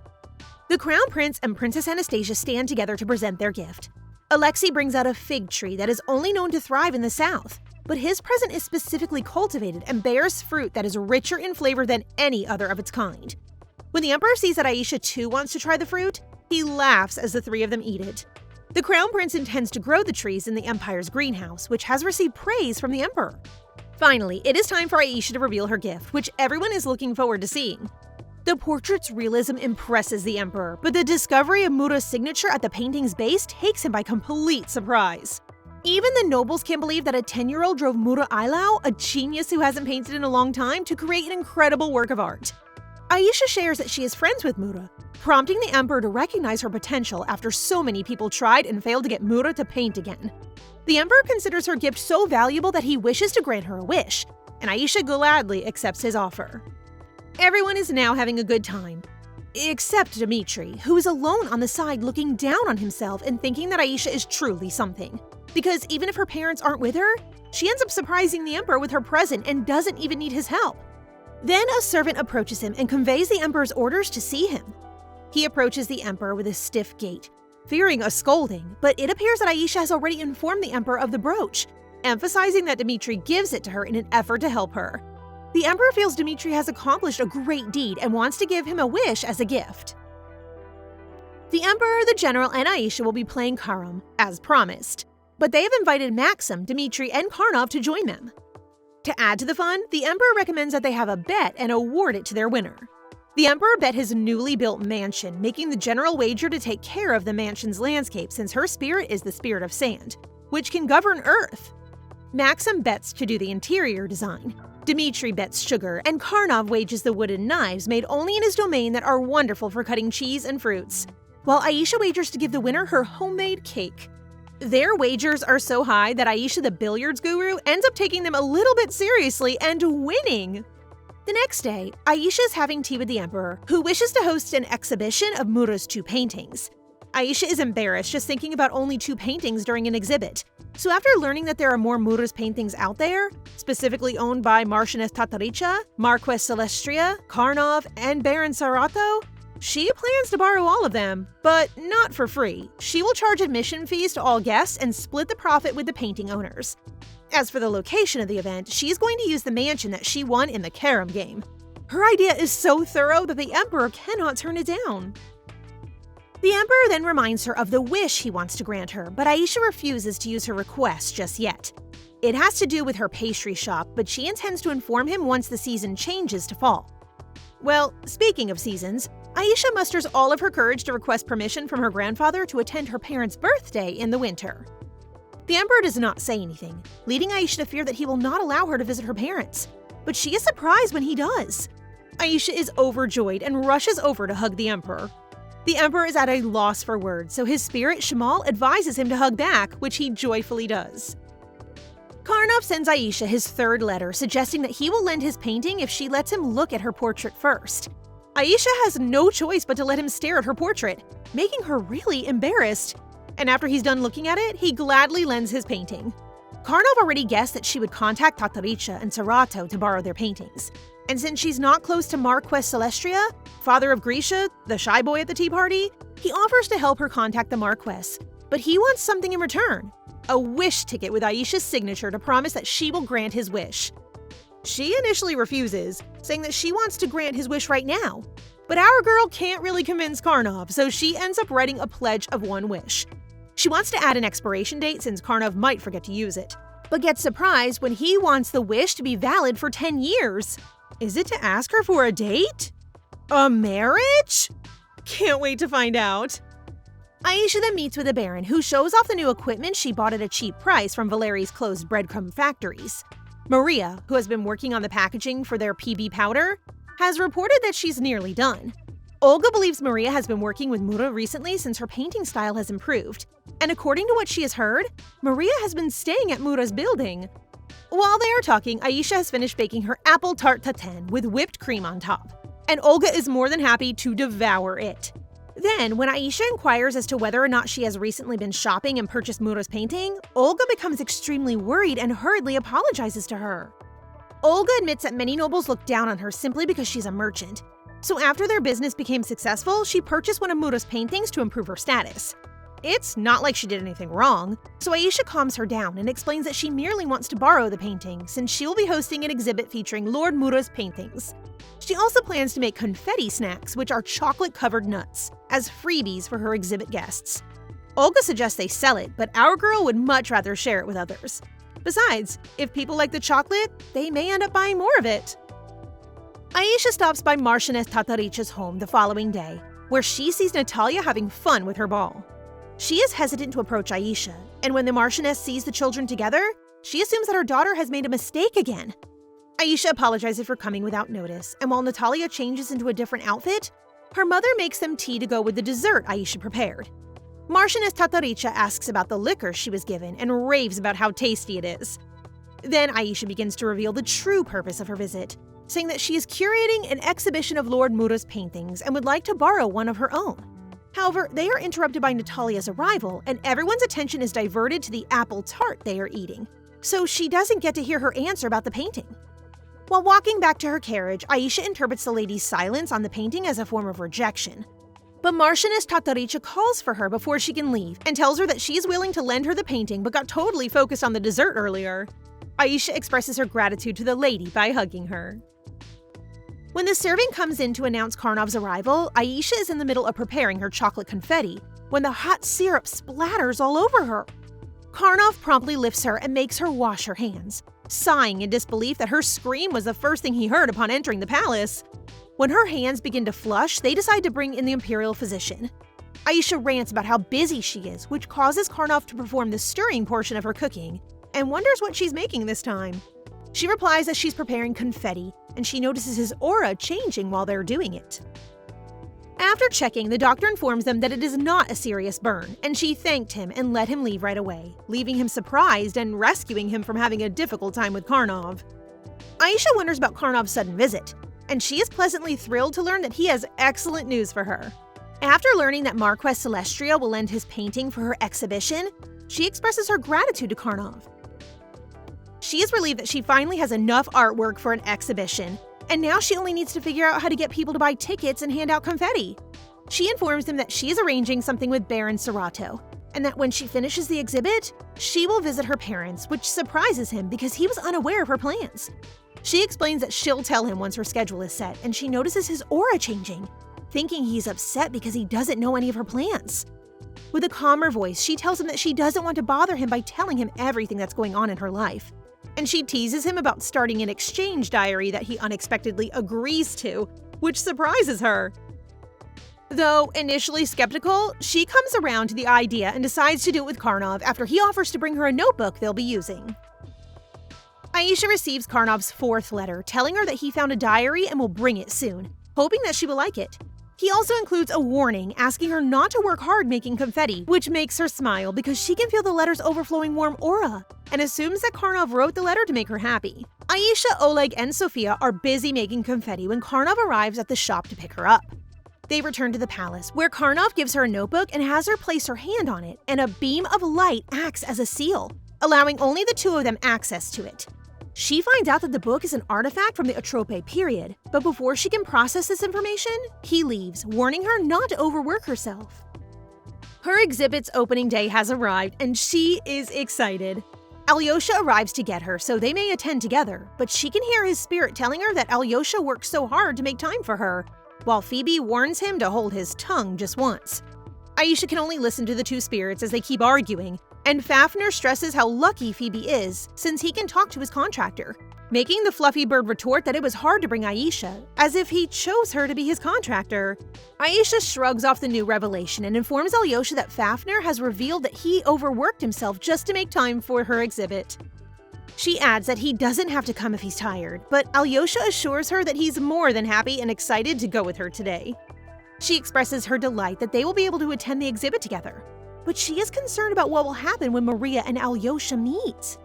They arrive early, and Aliosha is the first person to check out the exhibit, and he is amazed that Mura's paintings are all in one area. After that, Mura and Maria's arrival is announced because Mura is impatient to get his hands on Aisha's confetti snack. Mura gives Aliosha a formal introduction and mentions that this isn't the first time the two have met.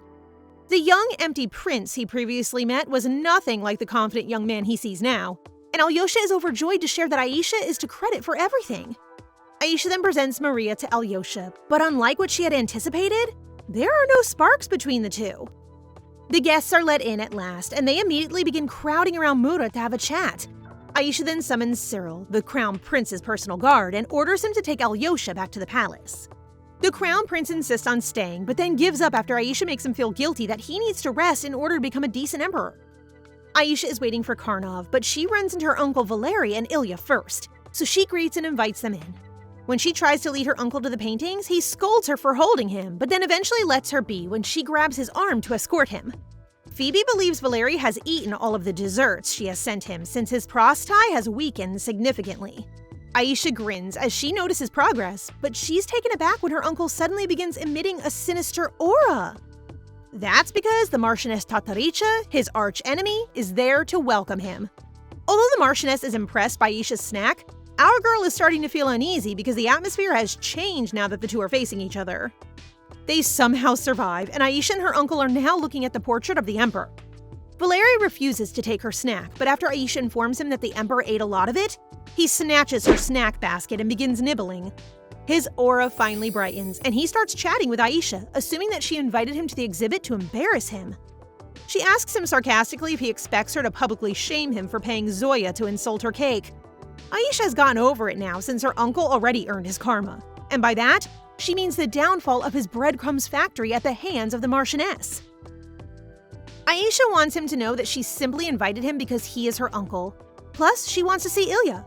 The two cousins plan to play carom again, and after a while, her uncle and Ilya said their goodbyes. It all works out in the end. Thank goodness. Carnov then greets her, having arrived at the same time as Valeri, but choosing not to disrupt her from beating up her uncle. It is now time for them to go home, but she discovers that her carriage is gone, probably used by the crown prince earlier. So she tries plan B, which is to borrow Carnov's carriage, only to be lightly poked in the head while Carnov informs her that he came alone riding his horse. Now it's time for plan C, which is to get them another carriage, which somewhat displeases Carnov given that she can simply ride horseback with him.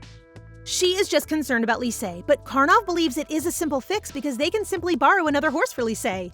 They're arguing like an old married couple, and it's hilarious to watch. Aisha eventually gives up and agrees to go along for the ride with Carnov. They're on their way now, and Carnov advises the dozing Aisha that after her 2-week exhibit, she should bring knights with her during her visit to her parents. However, she objects to being escorted by guards, leaving Carnov no choice but to accompany her himself. To justify his decision, he claims that because her father, Prince Yurye, has always been the Emperor's choice as his successor, he wants to see if he poses a threat to Alexei. If this is the old Aisha, she will overanalyze the situation, but after getting to know Carnov, she knows he is lying. He can't believe Aisha is suspicious of his intentions, as if assuming that he'll accompany her due to romantic feelings. Carnov is taken aback when Aisha tells him straight out that she had believed he liked her and worried about her at first. But that isn't the case now that he has brought it up. She doesn't bother waiting for an answer from Carnov before agreeing to take him for whatever motives he may have, and dismounting from his horse now that they are so close to the palace. Baron Oleg reads the flattering article about Aisha's exhibition and congratulates her on her accomplishment. Oleg then shows her the sample packaging of their PB powder, and Aisha finds it really pretty. However, the design features an angel illustration that looks strikingly similar to her, making her really embarrassed. Aisha believes Oleg's face should be on it, but the Baron reminds her that she is the one who trusted Maria, a nameless painter, and it is only fair that she be the face of the product. As our girl is busy packing her things, she receives a surprise visit from her grandpa, who looks a bit sad to see her packing so much for just a few days at her parents' place.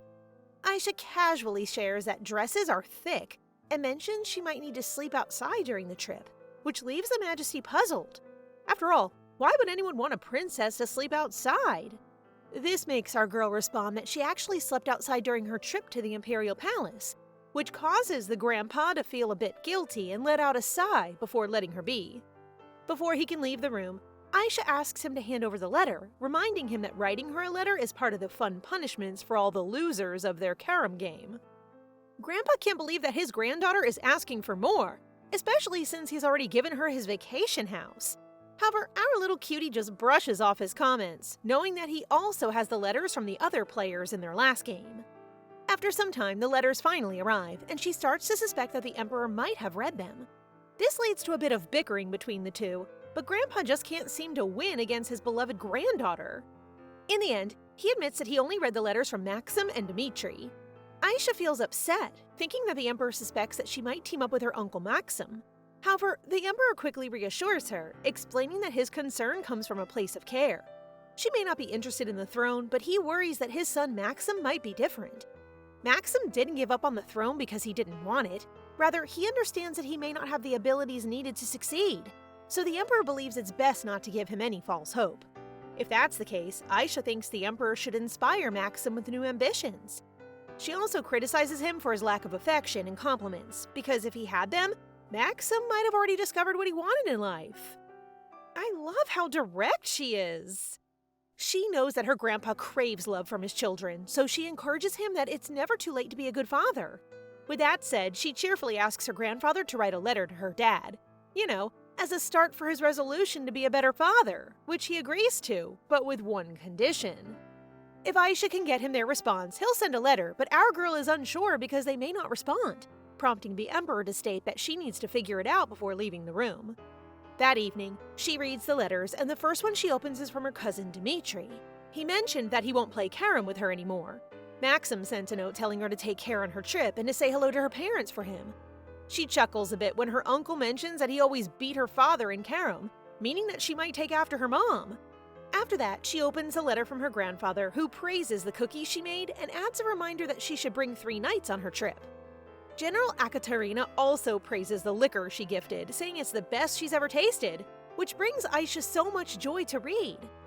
The last letter is from Carnov, and in it he goes on about how delicious the chocolate, liquor, and carrot cake are.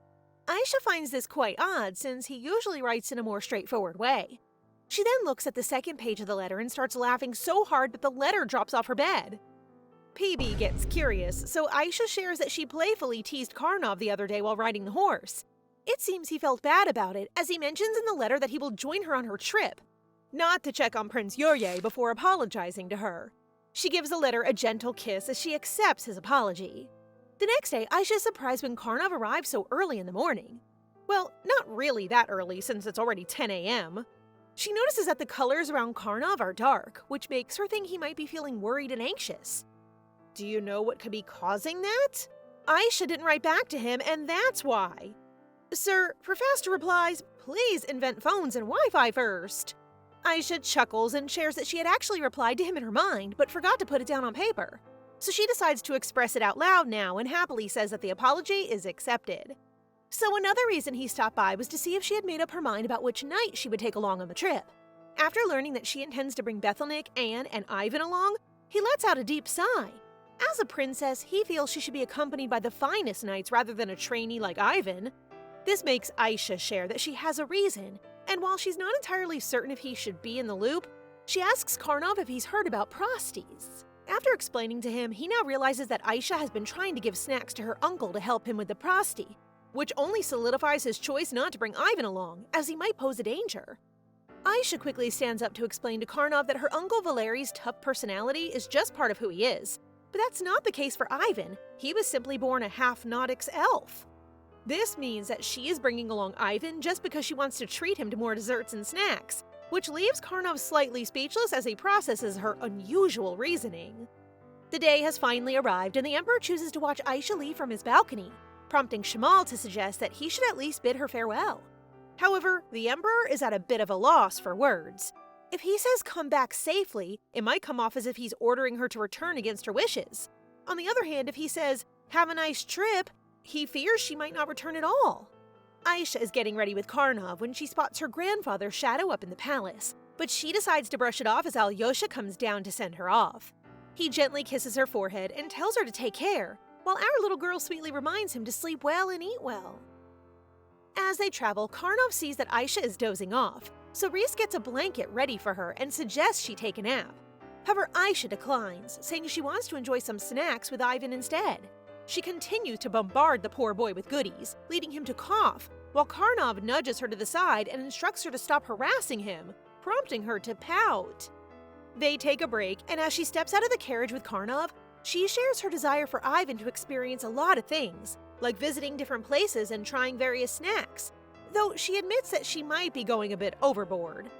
Carnov tells her that Ivan would enjoy anything she feeds him, and gently reminds her that before feeding someone else, she should first take care of herself. This makes her pout again because she had eaten a lot the night before. He can already tell that she stayed up all night to bake the snacks, and all that hard work is just so she can share them with Ivan. This makes him start to wonder how many people she's been looking out for with her bright smile and sweet voice, and it also gives him even more reason to want to give her every good thing in the world. He then puts on his cloak for her because it's already cold, which sparks some bickering between the two while Ivan watches them with, what's this? Surprised? Jealousy? I'm not entirely sure, but it's great to see him experiencing emotions, right? Anyway, back to Carnov. He can't help but gaze at the dazzling pink-haired girl in front of him and wonders what she's made of. He thinks of her as a blend of white sugar, peach blossoms, pearls, and emeralds, along with a touch of dazzling sunshine and the little things like acorns. In short, he thinks Aisha embodies all the lovely things combined. Men who are poetic are so my type. The way he describes her is the sweetest. Girl, you turned this boy into a Shakespeare.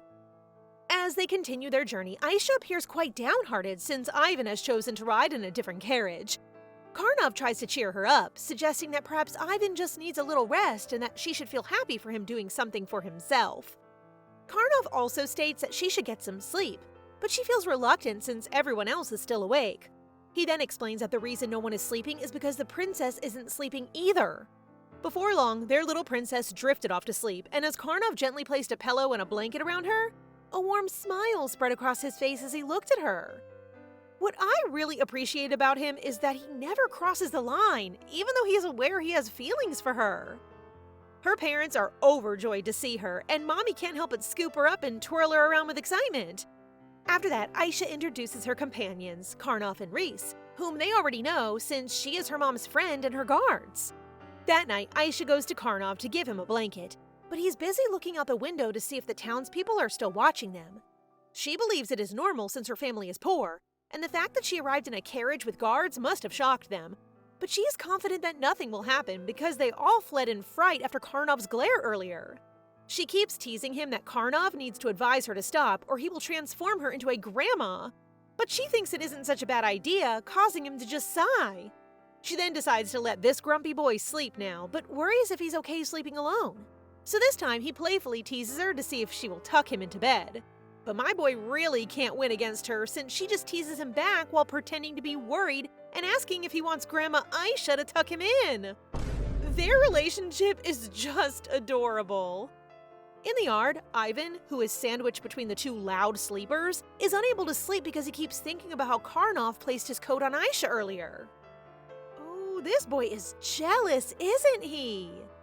Meanwhile, Aisha's mom, Irina, takes the chance to chat with Reese and feels so relieved to hear that her daughter is doing well in the palace. However, she's a bit puzzled about how that grumpy emperor permitted Aisha to visit them. Reese explains that Aisha is actually one of the emperor's favorite grandchildren, which is why he allowed her to come when she asked. Irina is feeling a bit concerned about Aisha arriving with Carnov, which leads Yurye to ponder that even though the emperor has moved on from his hopes for him to ascend the throne, there might still be someone who would be uneasy if he decides to go back to the palace. Since his daughter has settled into the palace, the crown prince might have been a bit worried, so he possibly asks Carnov to check on him. However, Reese quickly reassures them not to worry, as both Carnov and the crown prince are quite close to Aisha. Irina and Yurye are skeptical since the children in the palace are not ordinary children.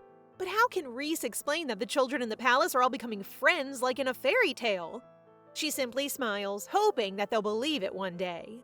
The next day, Aisha surprises her parents with a huge mansion. But instead of feeling happy, her parents are concerned that the emperor might be involved. Thankfully, our girl is ready for this situation, and she has Reese to share all the evidence and articles showcasing the hard work their daughter has put in. Irina feels so moved that she hesitates to accept the house from her daughter's hard-earned money and suggests selling it instead. This makes Aisha feel sad as she reflects on how hard she worked to sell cakes, only to see her thoughtful gift being considered for sale. Yurye says they want her to spend the money on whatever makes her happy, but Aisha says it's them living in the house she bought, so in the end, her parents happily accept her gift. That is every child's dream, to one day give back to their parents. She is such a good daughter. Carnov glances around the new property and is surprised to see a training hall in the backyard. He then notices Ivan practicing, but he can't help but give him a glare. After all, this is someone Aisha made into a trainee, brought along on a trip just to be fed, and now he's helping her with that. Carnov notices that Ivan has been getting better at swordsmanship, and he thinks Ivan might be doing it to become Aisha's personal guard. When Ivan doesn't deny it, Carnov is sure Aisha will be pleased to hear this, but there's something about it that stirs a feeling in him. Carnov decides to ask if Ivan ate all of the snacks Aisha gave him, only to discover that Ivan didn't eat them because he wants to keep them all. Carnov explains that Aisha will be disappointed and think her snacks do not taste good. So for now, he will explain what happened to the princess, but from now on, he asks Ivan to eat all of the snacks, which Ivan agrees to. Carnov hasn't heard Ivan speak for a long time, and he's sure Aisha would be delighted. He feels jealous, yet all he cares about is making Aisha happy. Yurye then shows up and requests to speak privately with Carnov to inform the young vice commander that he has no intentions of going to the capital and will not even attend his father's funeral. He also mentions that the one thing that could bring him back is if Aliosha becomes the next emperor. Yurye sighs because he lacks proof to persuade Carnov that he's sincere, prompting Carnov to correct the misunderstanding by explaining that he did not come to see if he wanted the throne, but rather to accompany Princess Anastasia. Plus, the crown prince is not concerned about it either. Yurye laughs since Carnov appears to be telling the truth, but he still finds it strange that an Imperial vice commander like him came to accompany his daughter, prompting Carnov to clarify that the crown prince cares about his cousin. Yurye playfully teases Carnov about his friendship with Aisha, which makes him glance away and say that it's impossible not to be friends with the princess. As they head back, Yurye shares that he promised Aisha a flower crown made of white dandelions, but his crazy father took his daughter away, so he didn't get the chance to make it. With that in mind, Yurye asks Carnov to pick dandelions next spring and give them to Aisha, which makes Carnov curious about why he doesn't seem worried about him hurting his daughter.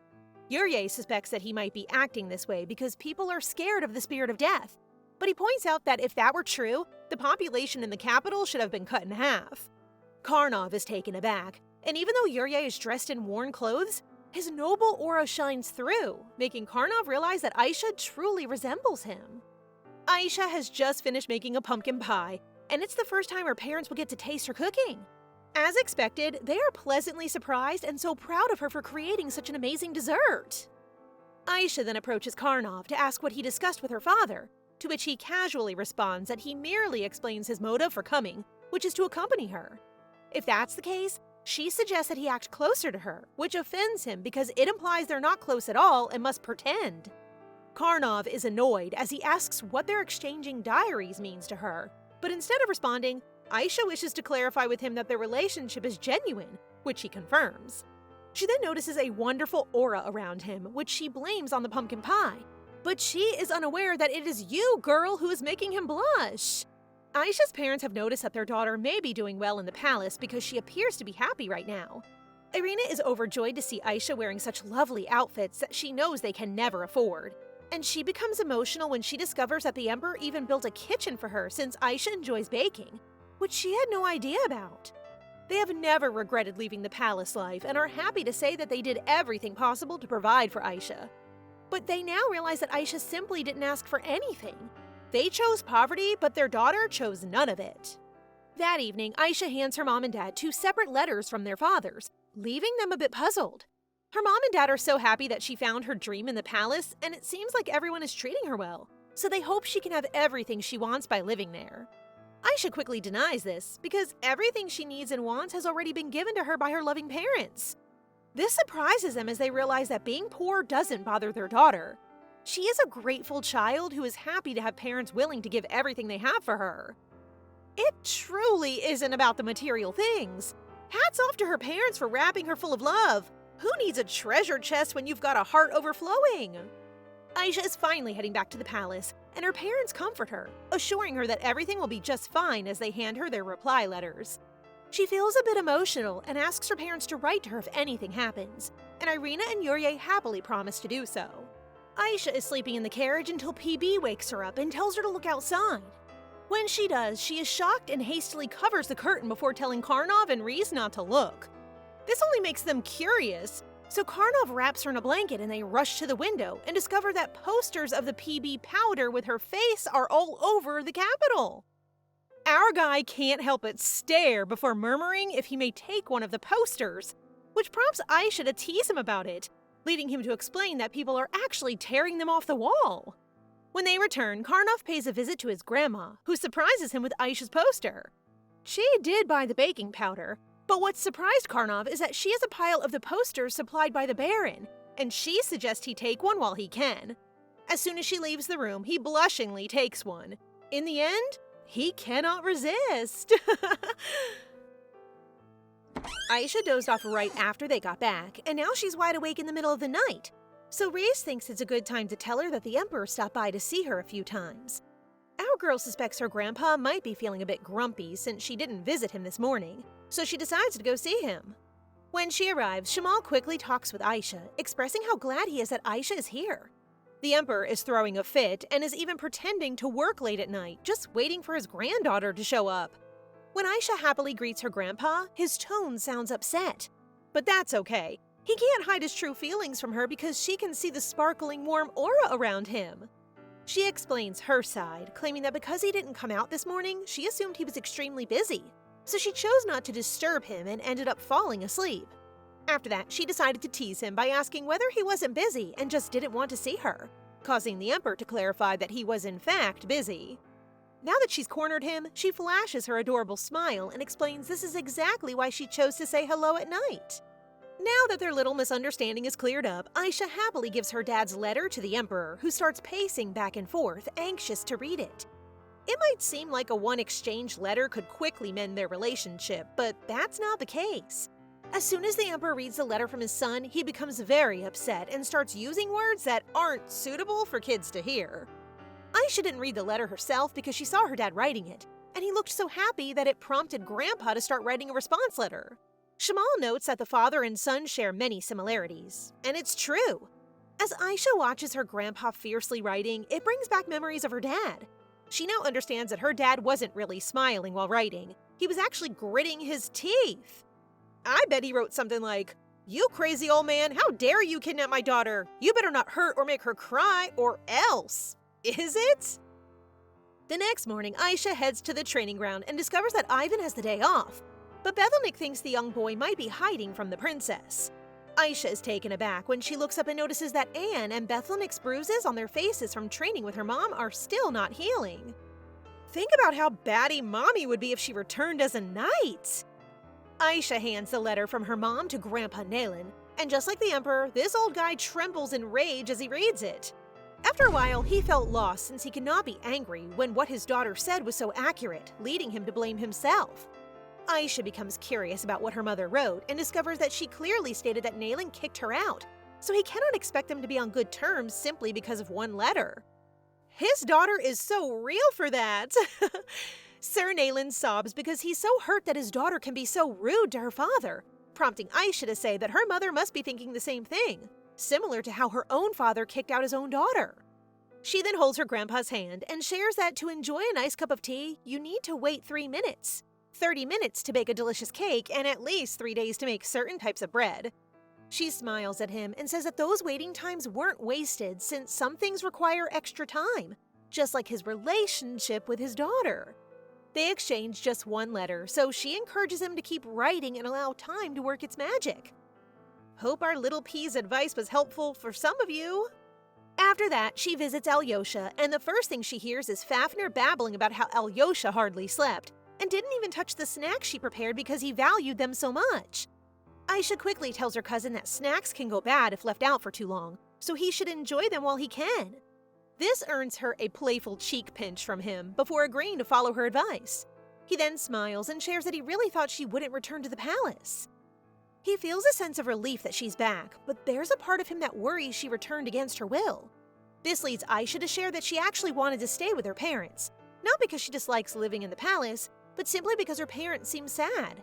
Her parents are now really convinced that she's doing well, and if Aisha had to point to one person who made it all possible for her, it would definitely be him, Aliosha.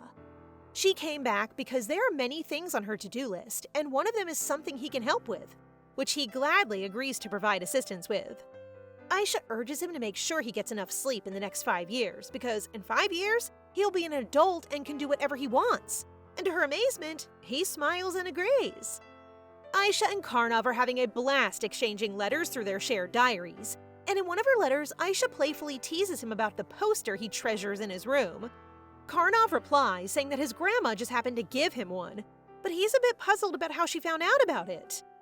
Who else? It's the yellow chunky PB, the messenger! They keep exchanging letters, chatting about all sorts of things like the first snow and how Carnov always reminds her to be careful not to catch cold.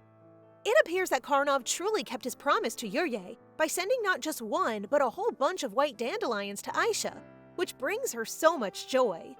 The next time, he sent so many dandelions that her room transforms into a lovely dandelion garden that she had to ask him to stop. Cuties. Another page of the diary shares a fun moment when Carnov mentioned that his grandma got into a fight while proudly talking about the liquor she gave, and Aisha chimed in with the news that the Emperor sprained his back. Time has passed, and the two have already exchanged 5 diaries, and my goodness, Carnov has grown into a truly fine young man!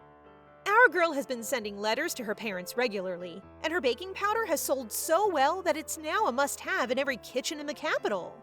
By now, she has collected 11 of Mura's paintings, and she has become even prettier at the age of 14. 4 years of time skip, which means Carnov is now 19 years old. Today, Carnov is lending a hand to Aisha as they get their lunch ready for the picnic. And wow, Sir has really grown taller and more toned. It's just the two of them, so Carnov is a bit puzzled about why she needs more plates. It turns out Aliosha was meant to join them, and seeing her cousin looking so down about missing out on the fun because of his crown prince responsibilities, she decides to make him a sandwich. Carnov suggests postponing the picnic, but Aisha finds that idea a bit inappropriate because she worries he might feel let down if their plans fall through. However, she discovers that it really doesn't matter to him at all, prompting her to express that she would be disappointed if any of their plans were to get cancelled at the last minute. She asks Carnov to keep that in mind, and he blushes as he agrees. Aliosha has a meeting today with Marquess Oleg, who has found success in his linen business. However, the poor crown prince's mind is quite distracted by his postponed picnic with Aisha. His aide even mentioned that he should have suggested to Aisha to postpone it, but Aliosha can't bring himself to suggest it, especially since he knows how much Aisha has been looking forward to it. In any case, his aide informs him that Marquess Oleg's daughter, who has been feeling unwell, is set to visit the capital with her father. He suspects that since she has just turned 17, they might be thinking about helping her make some new friends. Now that Aliosha has thought about it, Carnov's father, Duke Sedboyer, has a similar idea, and considering the two families' domains are near together, he believes something huge will happen soon. So, is this more of an arranged marriage or a friendship? Up north at the Oleg estate, Linam Yoshida, Marquess Oleg stops by to see his daughter and lets her know that she has to meet someone as soon as they get to the capital. The lady with long brown hair and a distinct gaze is already aware of this, and she reassures her father that she'll make a wonderful impression on the next duke, Carnov Sedboyer, because she stands apart compared to the others. Pretty lady, please do not be a witch, okay? Or we'll have you munching on a mountain of baked cookies. Their picnic spot is wonderful, set in a gazebo-like structure right in the middle of a lake.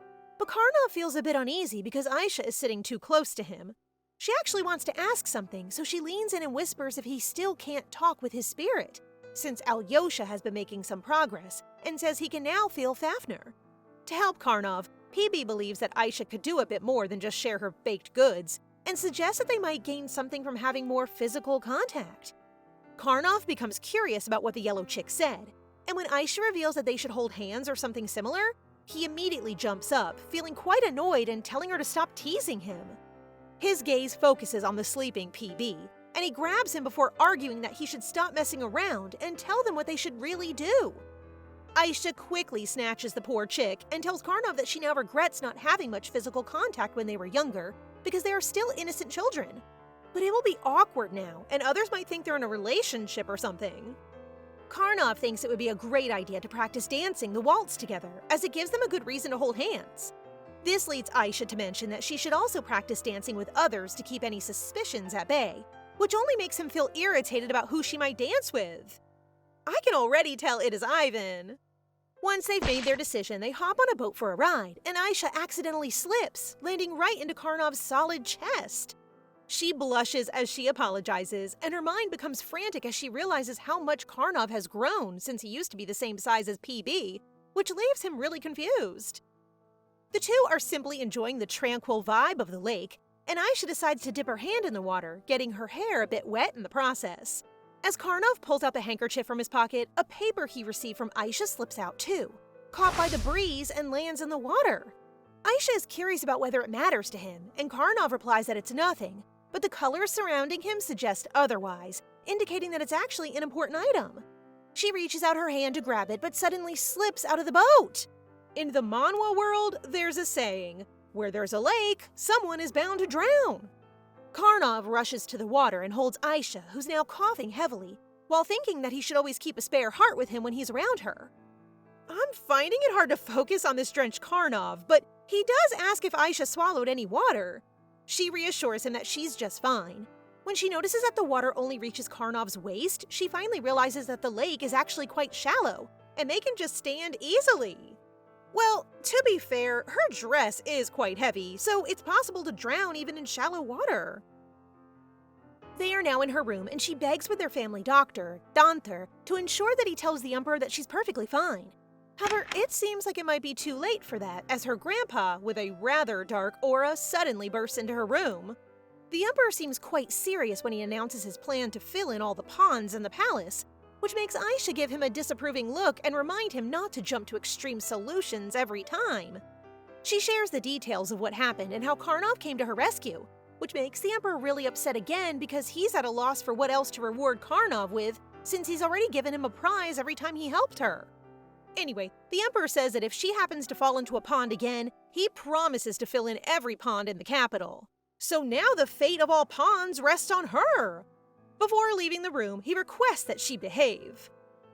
Once her grandpa departs, Aisha hands back the small piece of paper that fell into the water and questions Carnov about what it is. He takes the paper from her, and our girl is taken aback when he doesn't say anything. He just slides it back into his pocket while smiling and says it's a secret, which earns him some playful punches from our curious not-so-little girl. I'm guessing that was the wish ticket she gave 4 years ago? How cute! Days have passed, and today Aisha received an invitation to a tea party from Natalia. Even though it's been a while, Natalia is still that same energetic, boyish girl who joyfully picks Aisha up and spins her around. I'm glad these two are still good friends. As they stroll to the garden, Natalia shares with Aisha that they will have a rather unusual guest today. It's Marquess Oleg's daughter. When they arrive where everyone is waiting, Oleg's daughter, Ludmila Sadrin, introduces herself to our princess, and PB immediately gets so horrified upon noticing that the lady has a prosti. PB has heard that Lady Ludmila is weak and frail, which might be why she attracted the prosti, so he lets Aisha know that they should take care of it right away. Aisha is feeling quite exhausted from trying to get everyone to enjoy her food, so she states that if Ludmila turns it down, she'll just forcefully stuff it in the lady's mouth. PB agrees, which surprises Aisha, leading her to reconsider her words because it might be a bit too much. After a little while, the special dessert that Aisha made is served, and Natalia quickly enjoys one, leaving a bit of cream on the side of her mouth. Dmitri, with a bit of a frown, hands her a tissue to wipe her mouth and then turns to Aisha to ask why she even bothers making desserts for a tea party. He might seem like he's ready to pick a fight, but I believe he's just concerned about his cousin. However, his comments make Natalia think that he doesn't want the pastry, so she quickly grabs his, which leads him to take Ilya's dessert. Ludmila observes them with a hint of irritation and refers to them as unrefined, but she soon returns to her acting when Natalia approaches to ask if she will eat the dessert. Although Ludmila would rather not take it, she is unable to refuse to eat what the princess has prepared, so she makes the decision to put up with it until she's able to meet Carnov. She takes a bite, and because she is under the impression that the princess is just fooling around in the kitchen or something, she is taken aback by how delicious the food is. When Carnov does arrive, and just as Aisha is about to greet him, Lady Ludmila promptly rises to her feet and does a formal curtsy before she introduces herself to him. Ma'am, piss off! This guy is literally waiting for his future wife! The truth is that the Sadrin family and Carnov's parents have already determined that their daughter and son are a perfect match. Because the Sadrin family will be spending time in the capital, the Marquess believes it is an excellent opportunity for Ludmila to become closer to Carnov, on which everyone agrees. No families wanted to marry off their daughters to Carnov because they were terrified of the spirit of death, but Ludmila differs in that she has encountered death throughout her life due to illness. Despite this, she is still alive, so being with Carnov does not worry her. Therefore, she is the perfect choice for his wife. Back in the present, Carnov merely says, "Nice to meet you," which makes it awkward for the two of them, so Ludmila decides to start a topic, stating that she sent some fabric produced by their family to him a while ago and hopes he likes it. Carnov remembers it, and he handed it to Aisha, who now wears it as one of her aprons, so he bows and thanks her. After that, he approaches Aisha and asks if there's a problem around here, prompting her to answer that there is a prosti. But before she can tell it is Ludmila, she becomes terrified since the lady is glaring at her and exuding an evil aura. Ilya then beamingly proposes that they play Karam, which sounds great for Aisha, but Natalia and Dmitri quickly decline. This causes Aisha and Dmitri to argue with her cousin, claiming that he doesn't want to play because her abilities are simply too much, prompting the princess to cry and dramatically toss her handkerchief. While Aisha and Carnov are busy retrieving her handkerchief from a tree, Ludmila takes the chance to question if the princess is so bad at Karam that no one wants to play with her. Dmitri just states that he does not want his cousin to ever grab a cue, which prompts Ludmila to believe that she must be very bad at it, and even mentally mocks her because playing Karam is a prerequisite for being a noble. Anyway, thanks to the princess, Ludmila is now sure that Carnov isn't as cold-hearted as the rumors suggest, since he is sweet and kind enough to spend time with the clumsy princess. She also believes that Carnov might be a bit shy, which could be why he hasn't wanted to meet her until now. The prosti is making her a delulu! Ludmila has heard that Carnov only goes to Natalia's tea party, which makes her think they're close, leading Natalia to give her that disgusted look. She then discovers that Carnov is only close to the princess, and they seem to spend time together every day. This leads Natalia to wonder why Ludmila has suddenly become interested in Aisha, wondering if the dessert might have changed her feelings.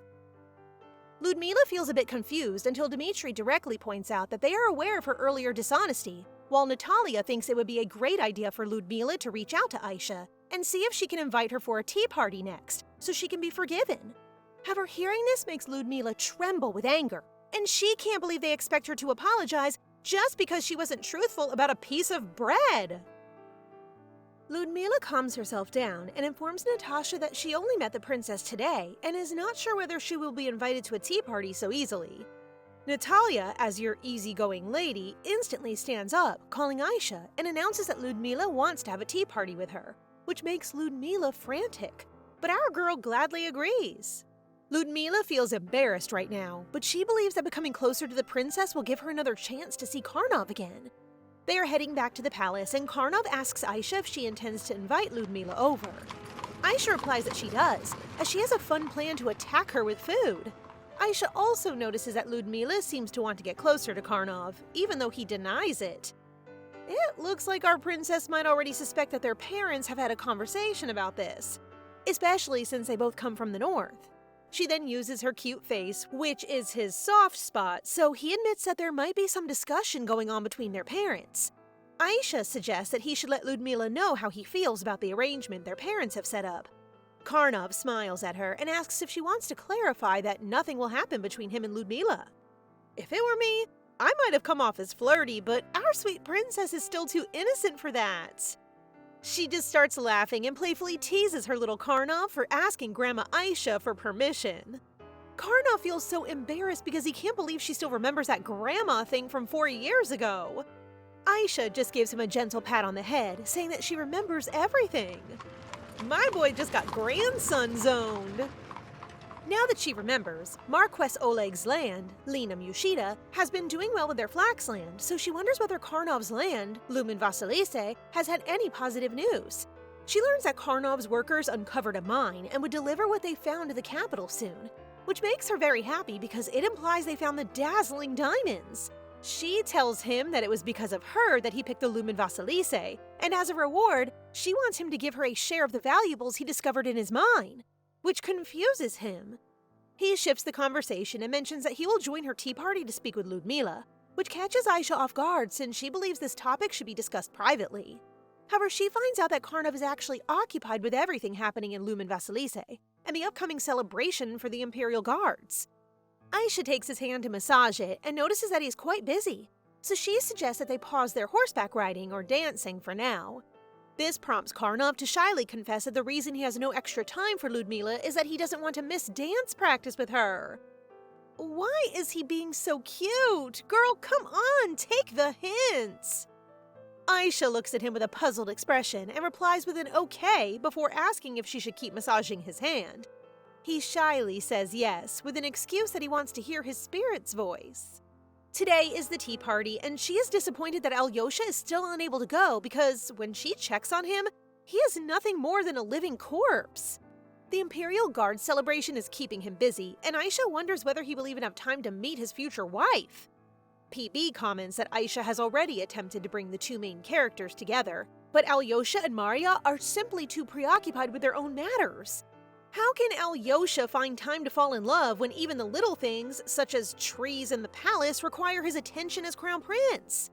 This prompts her to playfully write him a letter recommending that he plant apple trees for the palace and have PB deliver it. But the chonky chick grumbles about the task because, despite being her messenger, she has never written him a letter.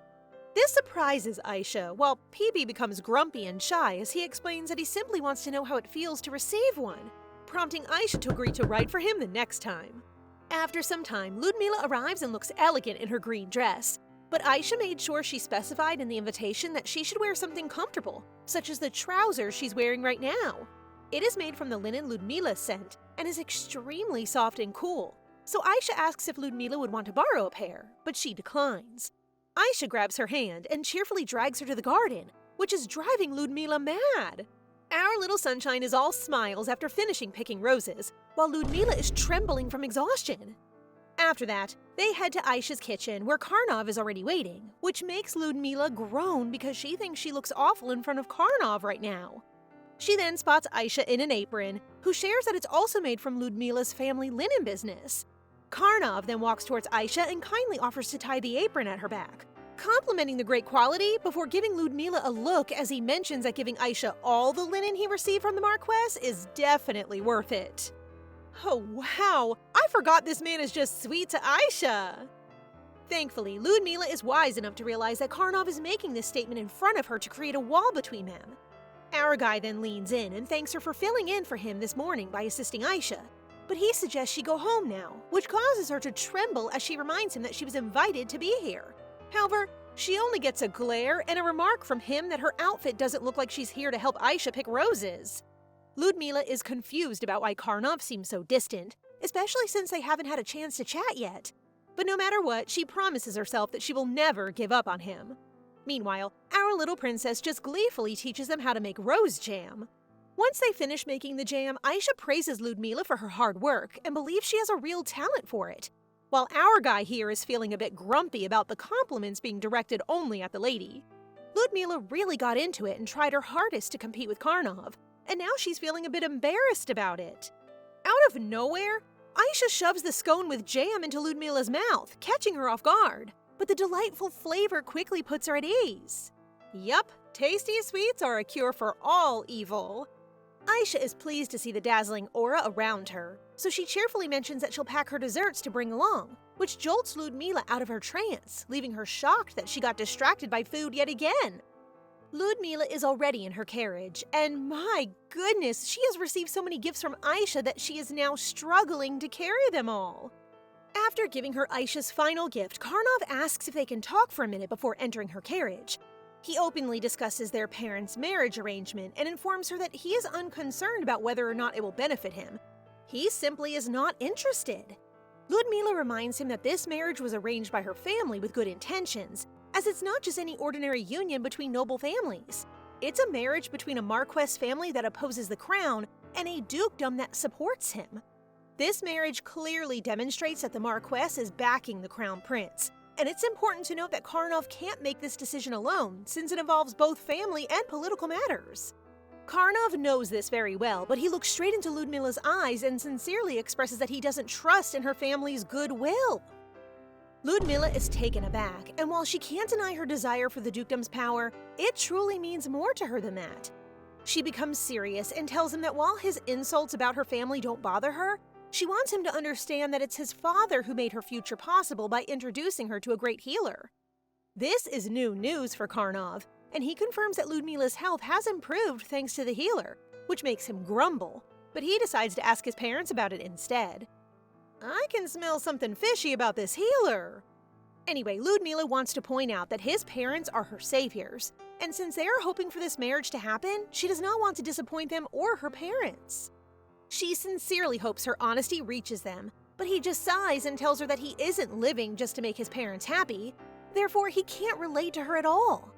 After that, he notes that Princess Anastasia isn't trying to bully her or anything, which confuses Ludmila as to why he is bringing this up now. But it appears that he saw it earlier and hopes she can clear up any misunderstanding she has with the princess. This enrages Ludmila even more because Carnov obviously cares nothing for their marriage or their parents, and is just concerned that the princess will be hated. The Prasti is making her question everything, but when Carnov calls her name, she decides to simply tell him that she never felt the princess hated her. Once that's wrapped up, he stands up and bids farewell while Ludmila watches him leave, and feels frustrated by how he only shows his gentle side to the princess. She suddenly gives herself not just one, but multiple slaps on the face, causing her mouth to start bleeding as she encourages herself not to fall apart now. She swears to figure out what Carnov likes so much about the princess. Actually, I don't want to hate her, so I blame her poor personality on the Prasti.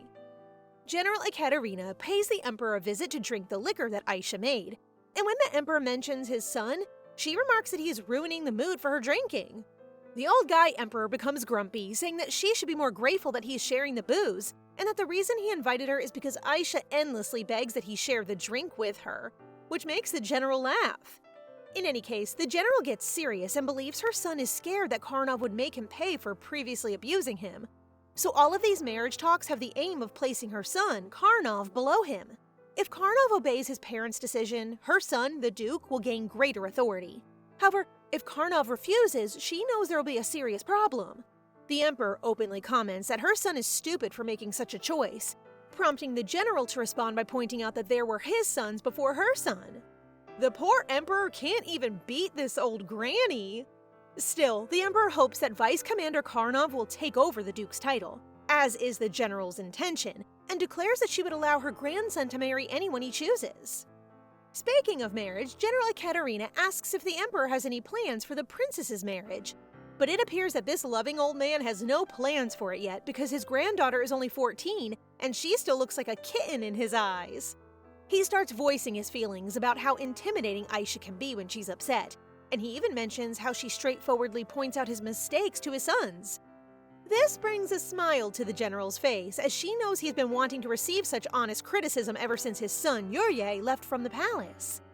That evening, Aisha is summoned to the Emperor's office, where she is surprised to notice a dark aura around him, signaling that he is currently mournful and regretful. Shamal then informs her that the Emperor has just realized how kind-hearted she is, which is why he's so droopy right now. This prompts Aisha to move towards her grandfather, who pats her head and compliments her on always telling him what he wanted to hear without trying to win his favor. After that, he stands up and realizes that he has never asked what power her spirit possesses. So he gets down on one knee, takes her hand, and asks if she may tell him about her ability. Aisha reveals that she can see people's emotions and colors, and as a result, she can roughly understand what she should do. She can now see light pink, cream, gray, and light purple around her grandpa, prompting him to wonder if she knows what they signify. She explains that her powers do not offer her clear answers, but she does know that warm hues represent love and purple represents worries. Now that the Emperor is aware of her abilities, he remains confused as to how she can tell him exactly what he wants to hear, prompting Aisha to explain that it is simply due to her forthright and impertinent manners. She then teases him that he might be interpreting her comments to suit himself because he adores his youngest granddaughter so much, causing the Emperor to giggle and gently thump her on the forehead. He then shifts the subject, stating that her power will be extremely useful during the Imperial Guard party because the entire royal family will be present, and he requests that she use her power to help Aliosha. Today, Carnov pays a visit to Aisha, who appears to be busy responding to a letter from Ludmila, who says she wishes to pay her a visit within 2 days. It appears that Ludmila has been visiting her on a regular basis. Carnov sighs, seeing this as Ludmila attempting to compete with him, but he doesn't explain anything to Aisha, simply reminding her that she has recently forgotten Natalia because she's too preoccupied with Ludmila. She starts crying and is struggling to save both worlds, while Carnov, her ever-supportive friend, merely pats her on the back. Anyway, Carnov comes today to deliver to her what they dug up from the mine in Lumen Vasilise, which quickly restores Aisha's energy. However, before giving it to her, he insists that they dance the waltz for one song. Without waiting for her response, he turns on the music box, and as they dance, Aisha pouts because she desperately wants to see the diamond. She says that her legs are already aching and should rest, but he kneels down, removes her heels, and places her feet on his. He is being low-key romantic here. They start whirling and spinning, and he is very disappointed when the song ends, while Aisha is overjoyed and urges him to hurry and show her what they discovered in the mine. He takes out a pouch from his pocket, making her think that he must have processed the jewel into a ring or a brooch. This confuses him because what's inside the pouch is not what she expects. It's actually salt. PB mentioned that there's something white, transparent, and sparkly inside that mine, and it, definitely is, since the land is actually a salt mine. Aisha is now shaking with frustration after being pranked by the little chick, and she can't help but shout his name. Rest in peace to the chonky bird. She says sorry to Carnov because she genuinely believed the land would turn into a diamond mine, but he actually prefers the salt mine since salt is really expensive. As Carnov makes his way home, he's still pondering Aisha's thoughts on diamonds and wonders if she might be interested in accessories made from them.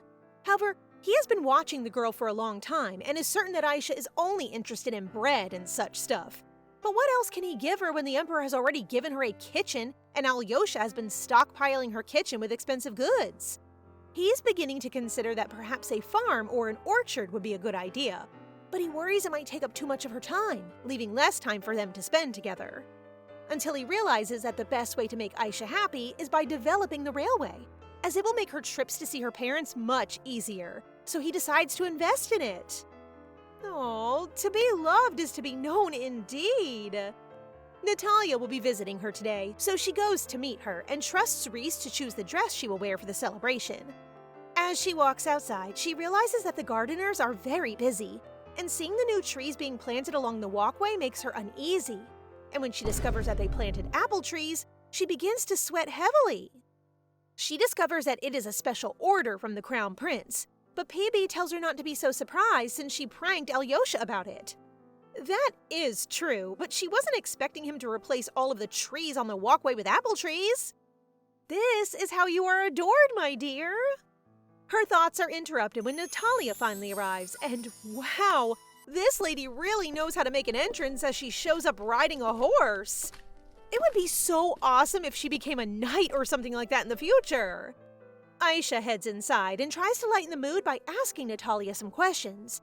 But Natalia responds with such short answers that Aisha starts to wonder if she's upset about her spending time with Ludmila lately. Finally, Natalia admits that she no longer feels worthy of being Aisha's friend. Natalia never expected Ludmila to become closer to her, so she apologizes and promises to work harder for their friendship, causing Aisha to become frantic as she tries to reassure her that she likes her just the way she is.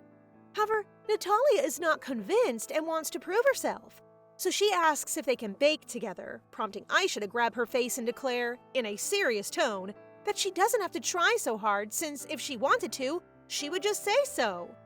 Just like today, Aisha sweetly asks Natalia if she wants to bake with her.